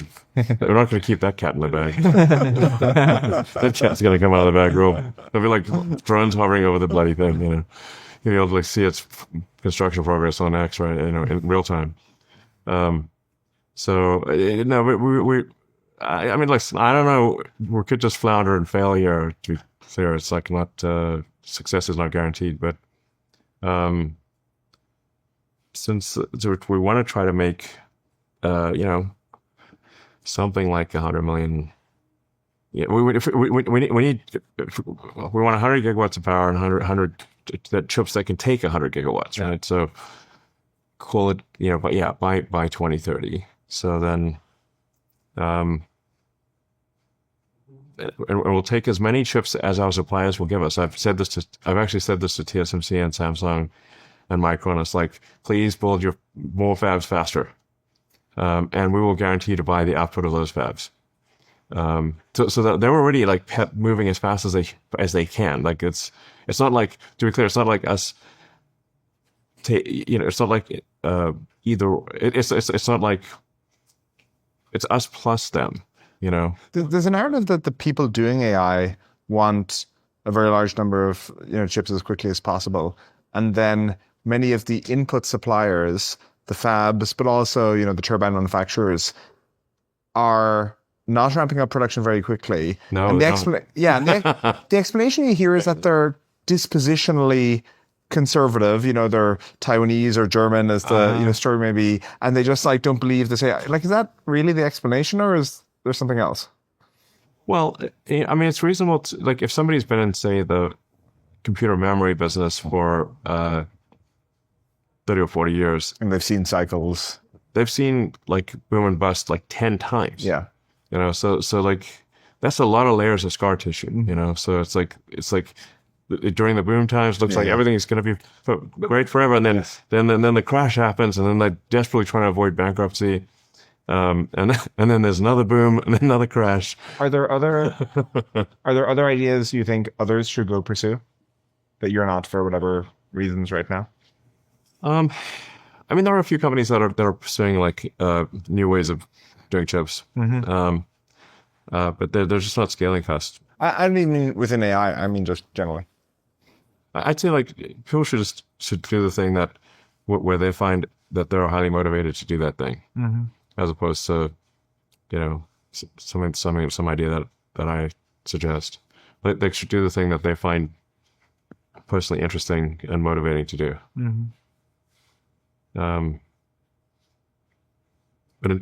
But going back to the limiting factor, use that phrase about 100 times.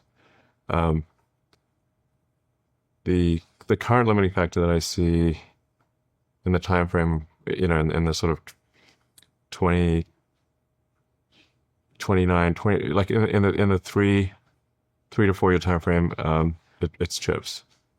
In the 1 year time frame, it's energy, power production, electricity. It's not clear to me that there's enough usable electricity to turn on all the AI chips that are being made. Towards the end of this year, I think people are going to have real trouble turning on. The chip output will exceed the ability to turn chips on. What's your plan to deal with that world? Well, we're trying to accelerate electricity production. I guess that's maybe one of the reasons that XAI will be maybe the leader, hopefully the leader, is that we'll be able to turn on more chips than other people can turn on faster, because we're good at hardware, and generally the innovations from the corporations that call themselves labs, the ideas tend to flow. It's rare to see that there's more than about a 6-month difference between the ideas travel back and forth with the people.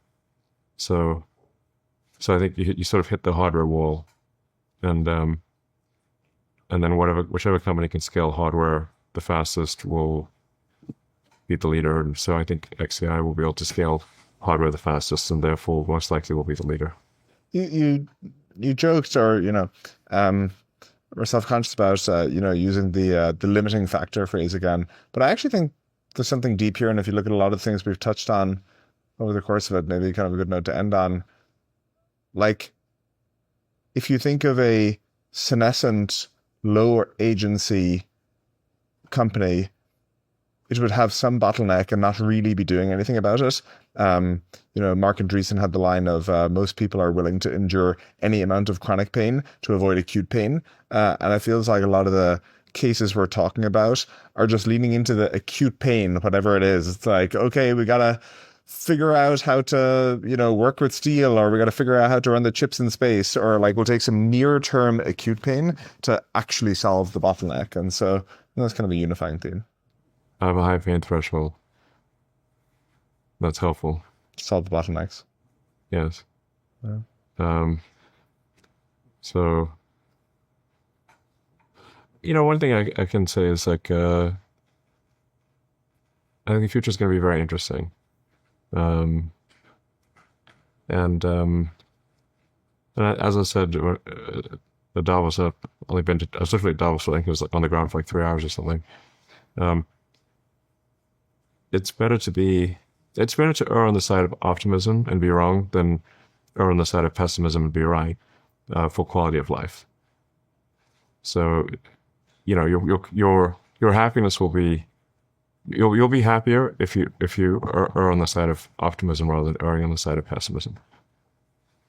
And so I recommend erring on the side of optimism. Let's do that. Cool. Elon, thanks for doing this. Thank you. All right, thanks, guys.